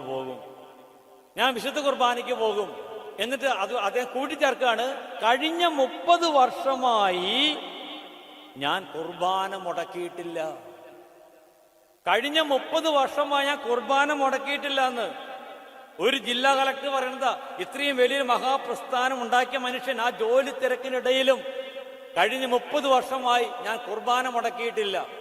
അടുത്ത ചോദ്യം, സാറേ ഈ വിമാനത്താവളമായിട്ടൊക്കെ മുന്നോട്ട് പോയപ്പോൾ നമുക്കറിയാം എന്തുമാത്രം പ്രശ്നങ്ങളാണെന്നറിയും. ഒരു വീട് പണിയാനായിട്ടുള്ള നമ്മുടെ ബുദ്ധിമുട്ട് നമുക്ക് കൃത്യമായിട്ട് അറിയാം. ലീഗൽ പ്രശ്നങ്ങളും സാമ്പത്തിക പ്രശ്നങ്ങളും, അങ്ങനെ 100 നൂലാമാലകള്. ഇത് പണിതത് ഒരു വീടൊന്നല്ല, ഒരു അന്താരാഷ്ട്ര വിമാനത്താവളം. അപ്പൊ ഇതിന്റെ നിർമ്മാണമായിട്ട് മുന്നോട്ട് പോയപ്പോ സാറിന് സ്വാഭാവികമായിട്ട് സാമ്പത്തിക പ്രശ്നങ്ങൾ, ലീഗൽ പ്രശ്നങ്ങൾ, പ്രതിസന്ധികളൊക്കെ ഉണ്ടായിട്ടുണ്ടല്ലോ. സാർ എങ്ങനെയാണ് ഇതിനൊക്കെ തരണം ചെയ്തത്? ഈ IAS കാരൻ കളക്ടർ പറഞ്ഞ ഉത്തരം എന്താണെന്നറിയോ? ഞാൻ നിങ്ങളോട് പറഞ്ഞില്ലേ, ഞാൻ എല്ലാ ദിവസവും ഞാൻ വിശുദ്ധ കുർബാനയ്ക്ക് പോകും. അദ്ദേഹം പറയാണ്, എന്റെ ദൈവം അൾത്താരയില് അപ്പമായിട്ട് ഇറങ്ങി വരുമ്പോ പിന്നെ ആ ജില്ലാ കളക്ടർ പറയുന്ന വാക്കെന്താണെന്നറിയോ? എന്റെ അപ്പനോട്, ദൈവത്തിനോടല്ല, എന്റെ അപ്പനോട് ഞാൻ പറയും, അപ്പാ ഇന്ന പ്രതിസന്ധികളുണ്ട്, പ്രശ്നങ്ങളുണ്ട്, ഇടപെടണം. അതാണ് മകന്റെ സ്വാതന്ത്ര്യം എന്ന് പറയുന്നത്. കഴിഞ്ഞ 30 വർഷമായിട്ട് ഞാൻ കുർബാന മുടക്കിയിട്ടില്ല എന്ന് ഈ മനുഷ്യൻ പറയുമ്പോ ദൈവമായിട്ടുള്ള അവന്റെ ബന്ധം, ദൈവത്തുള്ള അവന്റെ സ്നേഹം, അവൻ ആ സ്വാതന്ത്ര്യം പറയണം, അപ്പാ പ്രതിസന്ധികളുണ്ട്, പ്രശ്നങ്ങളുണ്ട്, അപ്പാ ഇടപെടണം. നിങ്ങൾ നോക്ക്, ആ മനുഷ്യന്റെ ജീവിതത്തിലൂടെ ദൈവം കാട്ടിയ വലിയ അത്ഭുതങ്ങള്. ഞാൻ ഈ കാര്യം ഈ കഴിഞ്ഞ മാർച്ചില് അമ്പോയിമില് പാല അരുവിത്തറ ഇടവകയിൽ ഞാൻ ധ്യാനിപ്പിക്കാൻ പോയി. ഈ അരുവിത്തറ ഇടവകയില് ഞാൻ ധ്യാനിക്കുന്ന സമയത്ത് ഇപ്പൊ നിങ്ങളോട് പറഞ്ഞ പോലെ തന്നെ ഞാൻ കുർബാനയെ പറ്റി പറഞ്ഞു, ഈ VJ കുര്യൻ സാറിനെ കുറിച്ച് ഞാൻ പറഞ്ഞു. അങ്ങനെ പ്രസംഗം കഴിഞ്ഞ് ഞാൻ സംഗീതത്തിൽ വന്നു. ധ്യാനം കഴിഞ്ഞ് സംഗീതത്തിലേക്ക്, ആരാധന കഴിഞ്ഞ് സംഗീതത്തിൽ വന്നപ്പോ ആ ധ്യാനത്തിൽ കൂടിയിരുന്ന ഒരു 5-6 കാരണന്മാര് അവര് എന്നെ കാണാൻ വന്നു സംഗീതത്തിലേക്ക്. എന്നിട്ട് അവര് പറഞ്ഞു, അച്ഛാ, അച്ഛനൊന്ന് ഈ VJ കുര്യൻ സാറിനെ കുറിച്ച് ചില കാര്യങ്ങളൊക്കെ ഇവിടെ പറഞ്ഞില്ലേ ചോദിച്ചു. കേട്ടപ്പോൾ എൻ്റെ വയറൊന്നാളി, ഞാൻ ഈ പറഞ്ഞതൊക്കെ പാളിപ്പോയോ? അപ്പോൾ അവർ പറഞ്ഞു, അച്ഛാ ഇത് ഈ VJ കുര്യൻ സാറിൻ്റെ ഇടവകയാണ് ഈ പറയുന്ന അരുവിത്തറ ഇടവക. അദ്ദേഹം ഇപ്പൊ സ്ഥലത്തില്ല, ഉണ്ടെങ്കിൽ അദ്ദേഹം ധ്യാനത്തിന് വരുമായിരുന്നു. എന്നിട്ട് അവർ പറയണം, അച്ഛാ അച്ഛൻ പറഞ്ഞത് 100% ശരിയാ. ഈ കുര്യനെ ഞങ്ങൾ കുഞ്ഞുനാൾ മുതൽ അറിയണതാ. എല്ലാ ദിവസവും ഈ കുര്യൻ ദേവാലയത്തിൽ വരും, കുട്ടിയായിരിക്കുമ്പോഴും ദേവാലയത്തിൽ വരും. ഇന്നും അതേപോലെയാണ് ഈ ഇടവക. അദ്ദേഹം വീട്ടിലുണ്ടെങ്കിൽ അദ്ദേഹം വിശുദ്ധ കുർബാനയ്ക്ക് വരും. ഈ വിശുദ്ധ കുർബാനയ്ക്ക് വന്നിട്ട് അവർ പറയാണ്, അദ്ദേഹം എവിടെയെന്നറിയോ, ആൾത്താരയുടെ ഏറ്റവും മുന്നിലാണ് ഈ മനുഷ്യൻ നിൽക്കുക, ഏറ്റവും മുന്നില്. വീണ്ടും പറയാണ്, അന്ന് കുർബാനയ്ക്ക് ലേഖനം വായിക്കുന്നത് ഈ കുര്യൻ സാറാണ് അച്ഛാ, കുര്യൻ സാറാ. നിങ്ങൾ നോക്ക് ആ മനുഷ്യർ ദൈവം ചെയ്ത കാര്യങ്ങൾ. നമുക്ക് പള്ളിയുടെ അകത്തേക്ക് വരാൻ മടി, ആൾക്കാരോട് കയറി നിൽക്കാൻ പറയുമ്പോൾ നമുക്ക് മടി, നമുക്ക് എവിടെയെങ്കിലൊക്കെ ചാരി തൂങ്ങിയൊക്കെ നമുക്ക് നിന്നാ മതി. പ്രിയമുള്ളവരെ, ഇതാണ് അകൽച്ച എന്ന് പറയുന്നത്. നീ നിന്റെ വിശുദ്ധ നിന്റെ തമ്പുരാനെ നീ നിന്റെ ജീവിതത്തിൽ നീ സ്നേഹിക്കേ. ആ സ്നേഹമാണ് ഇവിടെ കാണേണ്ടത്. എന്ത് കിട്ടുമെന്ന് ചോദിക്കാനല്ല ഇവിടെ വരേണ്ടത്, ഈ അപ്പന്റെ അടുത്തേക്ക് വരുന്നത്. ഈ അപ്പനോടുള്ള സ്നേഹമാണ് എന്നെ ഇവിടെ എത്തിക്കുന്നത്. അല്ലാതെ എന്ത് കിട്ടുമെന്നല്ല. അപ്പമായിട്ട് ഈ അപ്പൻ ഈ അൾത്താരയ്ക്ക് ഇറങ്ങി വരുമ്പോ എന്റെ അപ്പനെ കാണാനാണ് ഞാൻ വരുന്നത്, എന്റെ അപ്പനോട് നന്ദി പറയാനാണ് ഞാൻ വരുന്നത്. വിശുദ്ധ കുർബാന നമ്മൾ പറയുന്നതാണ് എവുക്കരിസ്ത്യ, താങ്ക്സ് ഗിവിങ്. അപ്പനിൽ നിന്ന് കിട്ടിയ എല്ലാ അനുഗ്രഹങ്ങൾക്കും എല്ലാറ്റിനും അപ്പ നന്ദി. അതാണ് വിശുദ്ധ കുർബാന എന്ന് പറയുന്നത്. പ്രിയമുള്ളവരെ, ആ വിശുദ്ധ കുർബാനയെ നമ്മൾ സ്നേഹിക്കണം. അത് കഴിഞ്ഞിട്ട് നിങ്ങളുടെ ജീവിതത്തിൽ എന്തും ഉണ്ടാകാനായിട്ട് പാടുള്ളൂ, പ്രാധാന്യം കൊടുക്കാൻ പാടുള്ളൂ. നിങ്ങളുടെ മക്കളെ അത് പഠിപ്പിക്കണം. വിശുദ്ധ കുർബാനയ്ക്ക് നീ പോകണം. പ്രാർത്ഥിക്കാൻ SLCക്ക് A+ കിട്ടാനല്ല, അതാണ് നിന്റെ ദൈവം. നീ ആ ദൈവത്തിന്റെ കുഞ്ഞ. എന്നും പോയിട്ട് അപ്പനെ കണ്ടോളോ, അപ്പനോട് സംസാരിച്ചോളോ. പറയണം മാതാപിതാക്കളെ, നിങ്ങൾ എന്റെ അപ്പൻ എന്നെ തല്ലിയത് ഒറ്റ കാര്യത്തിന് മാത്രമാണ്, കുർബാനയ്ക്ക് നേരം വഴിക്ക് വന്നതിന്റെ പേരിൽ മാത്രം. അപ്പനമ്മയൊക്കെ നേരത്തെ പോകും. നമ്മൾ കുട്ടികള് ഇങ്ങനെ അവിടെ ചാടി ഇവിടെ ചാടി നോക്കി കുർബാനയ്ക്ക് നേരം വഴിക്ക് ചെന്ന് കയറി. കുർബാന കഴിഞ്ഞ് വന്നു, അപ്പൻ ഞങ്ങൾ വരുന്നത് കാത്തു നിൽക്കുകയാണ്, കയ്യിൽ വടിയായിട്ട്. വന്ന് കയറുമ്പോൾ ചോദിച്ചു, എന്താണ് കുർബാനയ്ക്ക് നേരം വൈകിയത്? ചോദ്യം പറ്റുന്നില്ല. ഇടി മിന്നലൊക്കെ ഒരുമിച്ചാണ്, അടിയാണ്, വേറൊന്നുമില്ല. അതേപോലെയുള്ളവര്, ഈ വിശുദ്ധ കുർബാനയ്ക്ക് നമ്മുടെ ജീവിതത്തിൽ നമ്മൾ 1-ാം സ്ഥാനം നൽകി നമ്മൾ മുന്നോട്ട് പോകണം. അതാണ് ക്രൈസ്തവ്യം എന്ന് പറയുന്നത്. ഇത് ഗോതമ്പപ്പം നല്ലത്, ഇതാണ് ദൈവം. ഇനി പിള്ളേര് ഒന്നൊരു കാര്യം പറയാൻ അവസാനിപ്പിക്കുക. ഈ ഗോതമ്പപ്പം ദൈവമാകുന്നത്, ഇന്ന് ഞങ്ങൾ ഈ ധ്യാനങ്ങളൊക്കെ ആയിട്ടൊക്കെ വീടുകളിലേക്കൊക്കെ സന്ദർശനങ്ങൾക്ക് പോകുമ്പോൾ ചിലവര്, അച്ഛൻ ഞങ്ങളുടെ വികാരത്തിൽ ശരിയല്ല, ഞങ്ങളെ കൊച്ചത് ശരിയല്ല, അതുകൊണ്ട് ഞങ്ങൾ കുർബാനയ്ക്ക് പോകുന്നില്ല. ഇവര് കുർബാന ചെയ്യില്ല, കുർബാന ശരിയാവോ? ഇതാണ് ചോദ്യം. ഞങ്ങളുടെ വികാരത്തിൽ ശരിയല്ല അച്ഛാ, അതുകൊണ്ട് ഞാൻ കുർബാനയ്ക്ക് പോകുന്നില്ല. അച്ഛനൊക്കെ കുർബാന ചെയ്യില്ല, കുർബാനയാവോ? ഞങ്ങളുടെ കാര്യം ചോദിക്കട്ടെ. ഇപ്പൊ നിങ്ങൾക്ക് ഒരു ഡോക്യുമെന്റ്സ് നിങ്ങൾക്ക് ഒപ്പ് വേണം. നമുക്ക് അങ്ങനെയൊക്കെ ജോലിക്കും അപേക്ഷിക്കാനൊക്കെ ആയിട്ട് നിങ്ങളൊരു വില്ലേജ് ഓഫീസറുടെ ഒപ്പ് നിങ്ങൾക്ക് വേണം. ഈ വില്ലേജ് ഓഫീസർ അങ്ങേയറ്റത്തെ അഴിമതിക്കാരനാണ്. അയാൾ ചെയ്യാത്ത കൊള്ളരുതായ്മ ഒന്നും തന്നെയില്ല. ഈ വില്ലേജ് ഓഫീസർ നിങ്ങൾ കൊണ്ടുവരുന്ന ഡോക്യുമെന്റിൽ അയാൾ ഒപ്പിടുന്നത് കള്ള് ഷാപ്പിൽ ഇരുന്ന് നിൽക്കാം. കള്ള് ഷാപ്പിൽ ഇരുന്നിട്ടാണ് ഈ വില്ലേജ് ഓഫീസർ നിങ്ങളുടെ ഡോക്യുമെന്റിൽ ഒപ്പുവെക്കുന്നതെങ്കിൽ എന്റെ ചോദ്യം ഇതാണ്, അയാളുടെ ഒപ്പ് വാലിഡ് ആണോ? ഒപ്പ് വാലിഡ് ആണോ? വാലിഡ് ആണ്. അയാളിൽ നിന്ന് സർക്കാർ അധികാരം എടുത്തു മാറ്റുന്നത് വരെ ഈ വില്ലേജ് ഓഫീസർ ഏത് പേപ്പറിൽ ഒപ്പിട്ടോ ഇറ്റ് ഈസ് വാലിഡ്.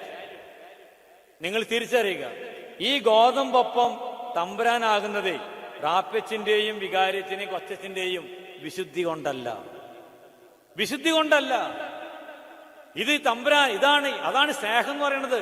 ഈ തമ്പുരാനെ കൈകളിലെടുക്കാനും ഈ തമ്പുരാന്റെ അടുത്ത് നിൽക്കാനും പ്രിയമുള്ളവരെ, എനിക്കോ നിങ്ങൾക്കോ യാതൊരു യോഗ്യതയുമില്ല, ഒരു യോഗ്യതയുമില്ല. ഈ തമ്പുരാന്റെ പുരോഹിതനാകാനായിട്ട് പ്രിയമുള്ളവരെ ഒരു യോഗ്യതയും ഞങ്ങൾക്കില്ല. ഞാൻ ചോദിക്കാറുണ്ട് തമ്പുരാനോട്, എന്തിനാണ് നീ എന്നെ വിളിച്ചതെന്ന്. എന്നെക്കാളും വിശുദ്ധരാണ് എന്റെ ചേട്ടനും ഇങ്ങനെയൊക്കെ, അല്ലെങ്കിൽ ഇരിക്കുന്നവരിലുണ്ടാകും. എന്തുകൊണ്ട് എന്നെ വിളിച്ചു? ഒരു യോഗ്യതയുമില്ല പ്രിയപ്പെട്ടവരെ. ഈ തമ്പുരാന്റെ സ്നേഹം മാത്രമാണത്. പാപികളായിരുന്നിട്ടും നമ്മുടെ പാപിയായ പുരോഹിതന്റെ കൈകളിലൂടെ പാപികളായ നമ്മുടെ മുന്നിലേക്ക് ദിവസവും അൾത്താരയിലേക്ക് വിശുദ്ധ കുർബാനയായിട്ട് ദൈവം എഴുതി വരുന്നുണ്ടല്ലോ. അതാണ് ഈ തമ്പുരാൻ. ആ സ്നേഹം നിങ്ങൾ മറക്കരുത്.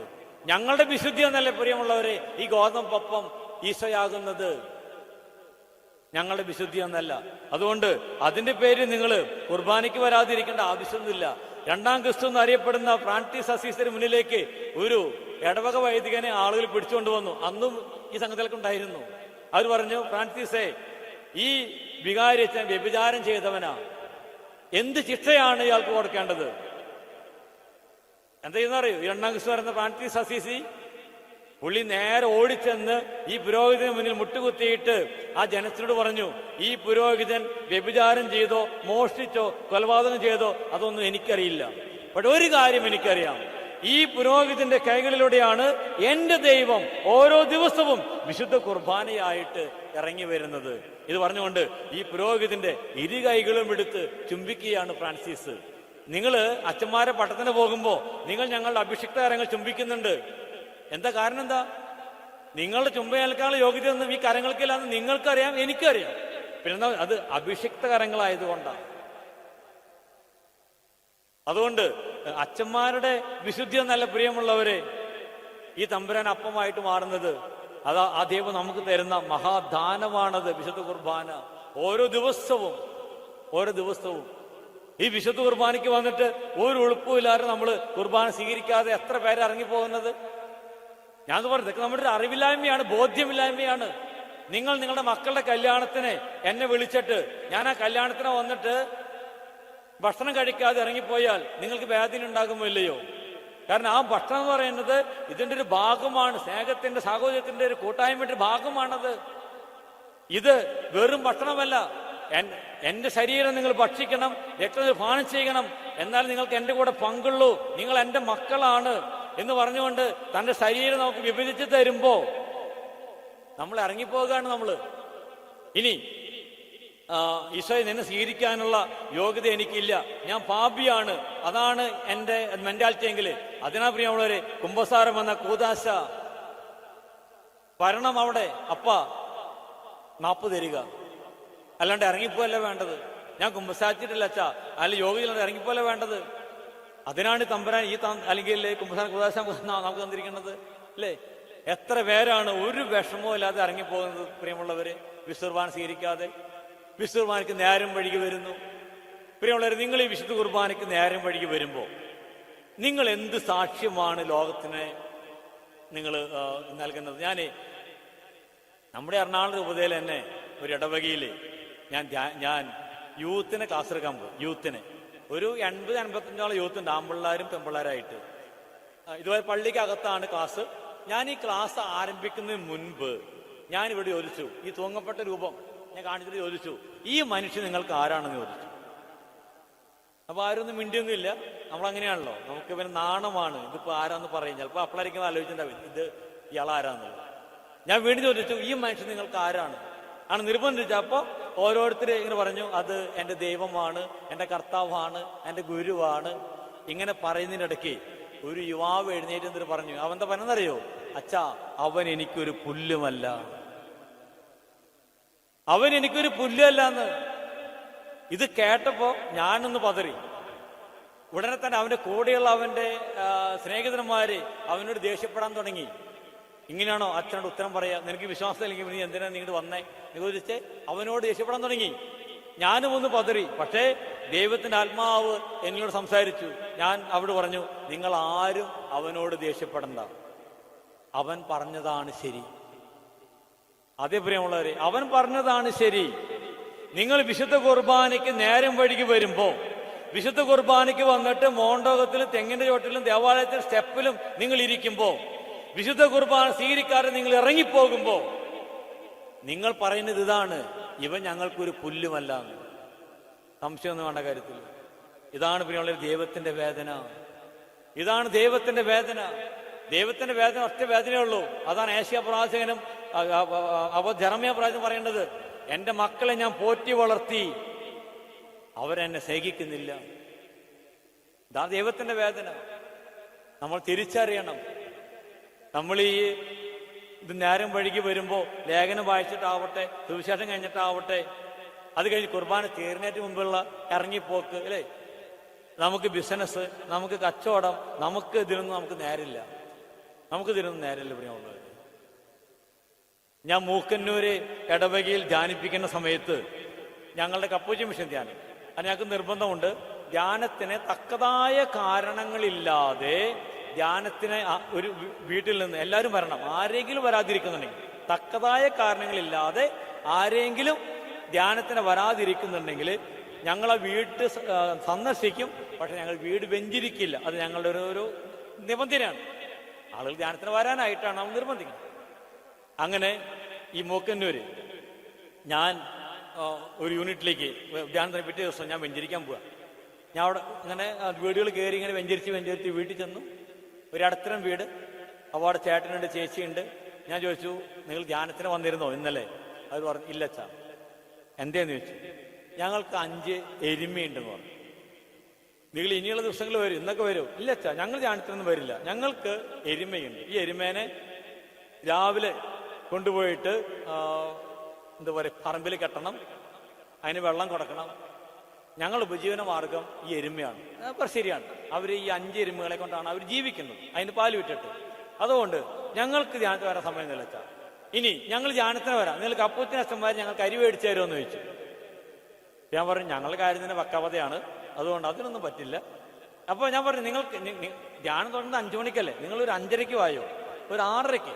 ഈ എരുമേനെ നിങ്ങൾക്ക് ഒരു 5:30 ആകുമ്പോൾ നിങ്ങൾക്ക് കൂട്ടിക്കയറ്റാലോ, അല്ല പാതിരക്കൊന്നല്ലോ. ആ നില 6 മണിക്ക് കയറ്റി, 7 മണിക്ക് കയറ്റി, നിങ്ങൾ പറ്റുമെങ്കിൽ 8 മണിക്ക് വായോ, 8:30 വായോ. പറഞ്ഞു, ഞങ്ങൾക്ക് ധ്യാനത്തിന് വരാൻ സമയമില്ല, അച്ഛൻ വേണമെങ്കിൽ വീട് വെഞ്ചരിച്ചാൽ മതി എന്ന് പറഞ്ഞു. ഞാൻ പറഞ്ഞു, ഞാനെന്തായാലും ഞാൻ ഈ തമ്പുരാന്റെ പേരിലാണ് ഇവിടെ വരുന്നത്. അപ്പൊ നിങ്ങൾക്കിപ്പോ ആ തമ്പുരാനോട് സ്നേഹമൊന്നുമില്ല, ഇല്ലെങ്കിൽ ഇപ്പൊ ഞാനിപ്പോ നേരെ വീട് വെഞ്ചരിക്കണേ. അപ്പൊ അവർ പറഞ്ഞു, അച്ഛൻ ഇഷ്ടം വെഞ്ചായിരുന്നു. ഓക്കെ, ഞാൻ ഇറങ്ങിപ്പോന്ന് പറഞ്ഞു. ഞാൻ ഇറങ്ങിപ്പോന്ന് വീടുകളൊക്കെ വെഞ്ചരിച്ച് കഴിഞ്ഞ് ഞാൻ ഉച്ചയായപ്പോ പിന്നെ 12 ആയപ്പോ ഞാൻ ഇടവപ്പള്ളിയിൽ വന്നു. അന്ന് ആന്റണി പെരുമായനച്ഛനാണ് അവിടെ വികാരി.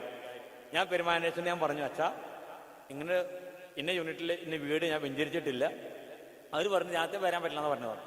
അപ്പൊ അച്ഛൻ പറഞ്ഞു, എൻ്റെ അച്ഛൻ ഞാൻ അവരോട് പറയാൻ പറഞ്ഞിട്ട് കാലം കുറേ, അവർക്ക് അങ്ങനെയല്ല അച്ഛൻ. അപ്പൊ ഞാൻ വിചാരിച്ചു നിങ്ങൾ കപ്പൂച്ചന്മാർ വന്ന് കാര്യം പറഞ്ഞെങ്കിലും ചിലപ്പോ ഇവര് നന്നാവുന്ന വെച്ചിട്ടാണ്, ഇതൊന്നും ശരിയാവില്ല അച്ഛൻ. അച്ഛനും പറഞ്ഞു. അങ്ങനെ ഞങ്ങൾ ഞാനും അന്യത്തിനും ഈ കാര്യം സംസാരിക്കുന്ന സമയത്ത് ഒരു ഓട്ടോറിക്ഷ വന്നു നിന്ന് അവിടെ.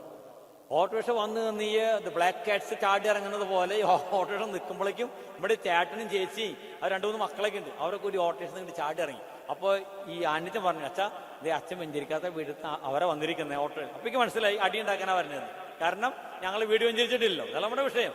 അപ്പൊ അച്ഛൻ പറഞ്ഞു, അച്ഛൻ ഇവിടെ ഇരുന്നോ, ഇതൊക്കെ ഞാൻ ഹാൻഡിൽ ചെയ്തോളാം എന്ന് പറഞ്ഞു.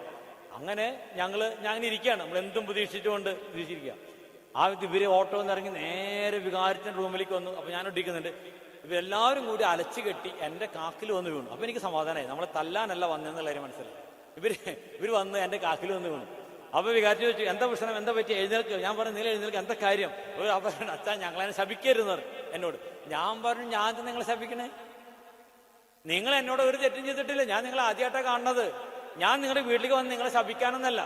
ഞാൻ നിങ്ങൾ പറഞ്ഞു നിങ്ങൾ ധ്യാനത്തിന് വരണം, നിങ്ങൾക്ക് ധ്യാനത്തിന് വരാൻ പറ്റും, പക്ഷെ നിങ്ങൾ പറഞ്ഞു വരാൻ പറ്റില്ല എന്ന്. അപ്പൊ പിന്നെ ഞാൻ ആ തമ്പുരാന്റെ പേരിൽ ഞാൻ അങ്ങനെ ഇറങ്ങിപ്പോ, ഞാൻ നിങ്ങളെ ശപിച്ചിട്ട് ഇറങ്ങിപ്പോകുന്നതല്ല, ഞാൻ നിങ്ങൾക്ക് വേണ്ടി പ്രാർത്ഥിച്ചിട്ട് ഞാൻ അവിടെ ഇറങ്ങിപ്പോകുന്നത്. ഞാൻ എന്തിനാണ് നിങ്ങളെ ശപിക്കേണ്ടത്? നിങ്ങൾ എനിക്കൊരു ഉപദ്രവവും നിങ്ങൾ ചെയ്തിട്ടില്ല. അല്ലച്ചാ, ഞങ്ങൾ ഇന്നു മുതൽ ഞങ്ങൾ എല്ലാ ദിവസവും ധ്യാനത്തിന് വരാം. അപ്പൊ അച്ഛൻ ചോദിച്ചു, എന്താ കാര്യം, എന്താ സംഭവം ഉണ്ടെന്നറിയോ? ഇവര് അന്ന് ഉച്ചയ്ക്ക് ഈ എരുമയ്ക്ക് വെള്ളം കൊടുക്കാനായിട്ട് ചേട്ടൻ ചേച്ചി വന്നപ്പോ ഈ 5 എരുമകളും വയറിളകി നിൽക്കുക. ഈ പാപങ്ങളുടെ ഉപജീവന മാർഗമാണത്. പ്രിയമുള്ളവരെ, ഈ എരുമയ്ക്ക് വെള്ളം കൊടുക്കാനും പുല്ല് കൊടുക്കാനേ നമുക്ക് സാധിക്കുള്ളൂ. നിങ്ങളുടെ മക്കൾക്ക് ആഹാരം കൊടുക്കാനും വസ്ത്രം കൊടുക്കാനും നിങ്ങൾക്ക് സാധിക്കുള്ളൂ. അതിനപ്പുറത്തേക്കുള്ള സംഗതികളുണ്ടല്ലോ, ഈ തമ്പുരാനത് തിരിച്ചറിയണം നമ്മൾ. അന്ന് മുതല് ഈ ചേട്ടനും ഏറ്റവും മുന്നിൽ വന്ന് ധ്യാനത്തിന്റെ അവസാനം വരെ സജീവമായിട്ട് അവര് എന്താ പ്രിയപ്പെട്ടവരെ പങ്കെടുത്തു. നമുക്ക് ബിസിനസ്, അല്ലെ, ഇതൊക്കെയാണ് നമ്മുടെ വിഷയങ്ങള്. അവിടേക്കാണ് പ്രിയമുള്ളവര് ഈ പറയുന്ന കുര്യൻ സാറൊക്കെ എത്ര ജോലി തിരക്കുണ്ടായിട്ടും ഒരു കുർബാന പോലും മുടക്കാതെ മുന്നോട്ട് പോകുന്ന മനുഷ്യൻ. ഇനിയൊരു എന്താ പറയുക, കുര്യൻ സാറുണ്ട്, ജസ്റ്റിസ് കുര്യൻ സാറ്, സുപ്രീം കോടതിയിൽ നിന്ന് ജഡ്ജായിട്ട് റിട്ടയർ ആയിട്ടുള്ള ജസ്റ്റിസ് കുര്യൻ ജോസഫ്. ഞാൻ ആലുവയിലായ സമയത്ത് അവിടെ മാതാപിതാക്കൾക്ക് ക്ലാസ് എടുക്കാനായിട്ട് അദ്ദേഹത്തെ വിളിച്ചു. നല്ല പക്ഷേ അദ്ദേഹം വന്നു. അദ്ദേഹം പറഞ്ഞ കാര്യം ഞാൻ പറയാം. അദ്ദേഹം പറയാണ്, ഞാൻ എല്ലാ ദിവസവും രാവിലെ എഴുന്നേറ്റ് ഞാൻ വിശുദ്ധ കുർബാനയ്ക്ക് പോകും. വിശുദ്ധ കുർബാന കഴിഞ്ഞ് വന്ന് ഞാൻ ബ്രേക്ക്ഫാസ്റ്റ് കഴിച്ച് അന്ന് വന്ന പേപ്പറൊക്കെ ഒന്ന് ഓടിച്ച് നോക്കി. അന്ന് അദ്ദേഹം ഹൈക്കോടതി ജഡ്ജിയാണ്, ഞാൻ എറണാകുളം നമ്മുടെ ഹൈക്കോടതി ജഡ്ജിയാണ്. ഞാൻ അങ്ങോട്ട് പോകും. അങ്ങനെ ഞാൻ എന്താ പറയുക, വീട്ടിൽ നിന്ന് ഞാൻ കോടതിയിലേക്ക് പോകുമ്പോൾ നമ്മുടെ ഹൈക്കോടതി ജംഗ്ഷനിൽ ഒരു നിത്യാരാധന കേന്ദ്രമുണ്ട്, നമ്മുടെ കത്തിരിപ്പള്ളിയുടെ ഓപ്പോസിറ്റ് ആയിട്ട്. ആ നിത്യാരാധന കേന്ദ്രത്തിൽ 1 മണിക്കൂർ ഞാൻ കുർബാനയ്ക്ക് പോയി. അത് കഴിഞ്ഞ് 1 മണിക്കൂർ ദിവ്യകാരുണ്യത്തിന്റെ മുന്നിൽ ഇരുന്നിട്ടാണ് ഞാൻ കോടതിയിലേക്ക് പോകുന്നത്. കാരണം ഞാൻ പോകുന്നത് വിധി പ്രസ്താവിക്കാനാ. എന്റെ വിധിയിൽ തെറ്റുണ്ടാകാൻ പാടില്ല. നിങ്ങൾ നോക്കുക, ആ മനുഷ്യനെയൊക്കെ ദൈവം ഉയർത്തിയത്. നമ്മള് എന്താ പറയാ, വിഷമിച്ച് ഓടിയാണെന്നൊരു കാര്യമൊന്നുമില്ല പ്രിയമുള്ളവര്. നിങ്ങൾ വിശുദ്ധ കുർബാന നമ്മുടെ ദൈവത്തിനടുത്തേക്ക് നിങ്ങൾ വാ. ദൈവത്തെ നിങ്ങൾ സ്നേഹിക്കുക, കുർബാനയെ നിങ്ങൾ സ്നേഹിക്കുക. കുർബാനയിൽ ഈ കുർബാന സജീവമായിട്ട് പങ്കെടുക്കുക, കുർബാനയ്ക്ക് നേരത്തെ വരിക, ആൾക്കാർ ചേർന്ന് നിൽക്കുക. പ്രിയമുള്ളവരെ, ഇതൊക്കെ എന്താണ് അർത്ഥമാക്കുന്നത്? തമ്പുരാനോടുള്ള എൻ്റെ ആന്തരികമായ സ്നേഹത്തിന്റെ ബാഹ്യമായ പ്രകടനങ്ങളാണ് ഇതൊക്കെ, അല്ലേ? ഞാൻ എൻ്റെ അമ്മയെ സ്നേഹിക്കുന്നു, അല്ലെങ്കിൽ ഞാൻ ഒരു വ്യക്തി സ്നേഹിക്കുന്നു. നമ്മളാ സ്നേഹം നമ്മൾ കാണിക്കണ്ടേ? ഞാനെൻ്റെ അമ്മയ്ക്ക് എഴുത്തും, അമ്മയ്ക്ക് ഞാൻ ഫോൺ വിളിക്കും, സമയം കിട്ടുമ്പോൾ അമ്മയെ പോയി കാണും, അല്ലേ? ഇതല്ലേ നമ്മൾ വെറുതെ ലവ് യു എന്നല്ലല്ലോ നമ്മൾ പറയണത്. ആ സ്നേഹം നമ്മൾ കോൺക്രീറ്റ് ആയിട്ട് നമ്മൾ കാണിക്കണ്ടേ? ആ കാണിക്കേണ്ടതാണ്. അതാണ് ഈ വിശുദ്ധ കുർബാന. ഈ തമ്പുരാൻ അടുത്തേക്ക് എഴുതി വരുമ്പോ നമ്മൾ തമ്പുരാന്റെ അടുത്തേക്ക് വരുന്നു, അപ്പന്റെ അടുത്തേക്ക് വരുന്നു, അപ്പനോട് ചേർന്ന് നിൽക്കുന്നു, അപ്പനോട് നന്ദി പറയുന്നു, അപ്പനോട് കാര്യങ്ങൾ സംസാരിക്കുന്നു, അപ്പനുമായിട്ട് ഡിസ്കസ് ചെയ്യുന്നു. ഇതിനാണ് നമ്മൾ ഈ ആരാധനയ്ക്കും കുർബാനയ്ക്കൊക്കെ വരുന്നത്. നിങ്ങൾ അങ്ങനെ ഒന്ന് മാറി നോക്കി. നിങ്ങൾ ഈ തമ്പുരാനെ നിങ്ങൾ ആത്മാർത്ഥമായിട്ട് സ്നേഹിക്കുക. എന്നിട്ട് ഈ കുര്യൻ ജോസഫ് സാർ ഇന്നിപ്പോ എൻ്റെ അടുത്തേക്ക് ആൾക്കാർ ഞാൻ പറയും, നിങ്ങൾ കുർബാനയ്ക്ക് നിങ്ങൾ വിശുദ്ധ കുർബാനയ്ക്ക് പോയിട്ട് നിങ്ങൾ ദൈവത്തിനോട് കാര്യം പറ. നിങ്ങൾ ദൈവത്തിനോട് കാര്യം പറ. അതേ പ്രിയമുള്ളവരെ, നിങ്ങൾ ദൈവത്തിനോട് നിങ്ങൾ കാര്യം, എന്നിട്ട് നിങ്ങൾ നോക്ക് ഈ ദൈവം ഇടപെടുന്നുണ്ടോ ഇല്ലേ എന്നുള്ളത്.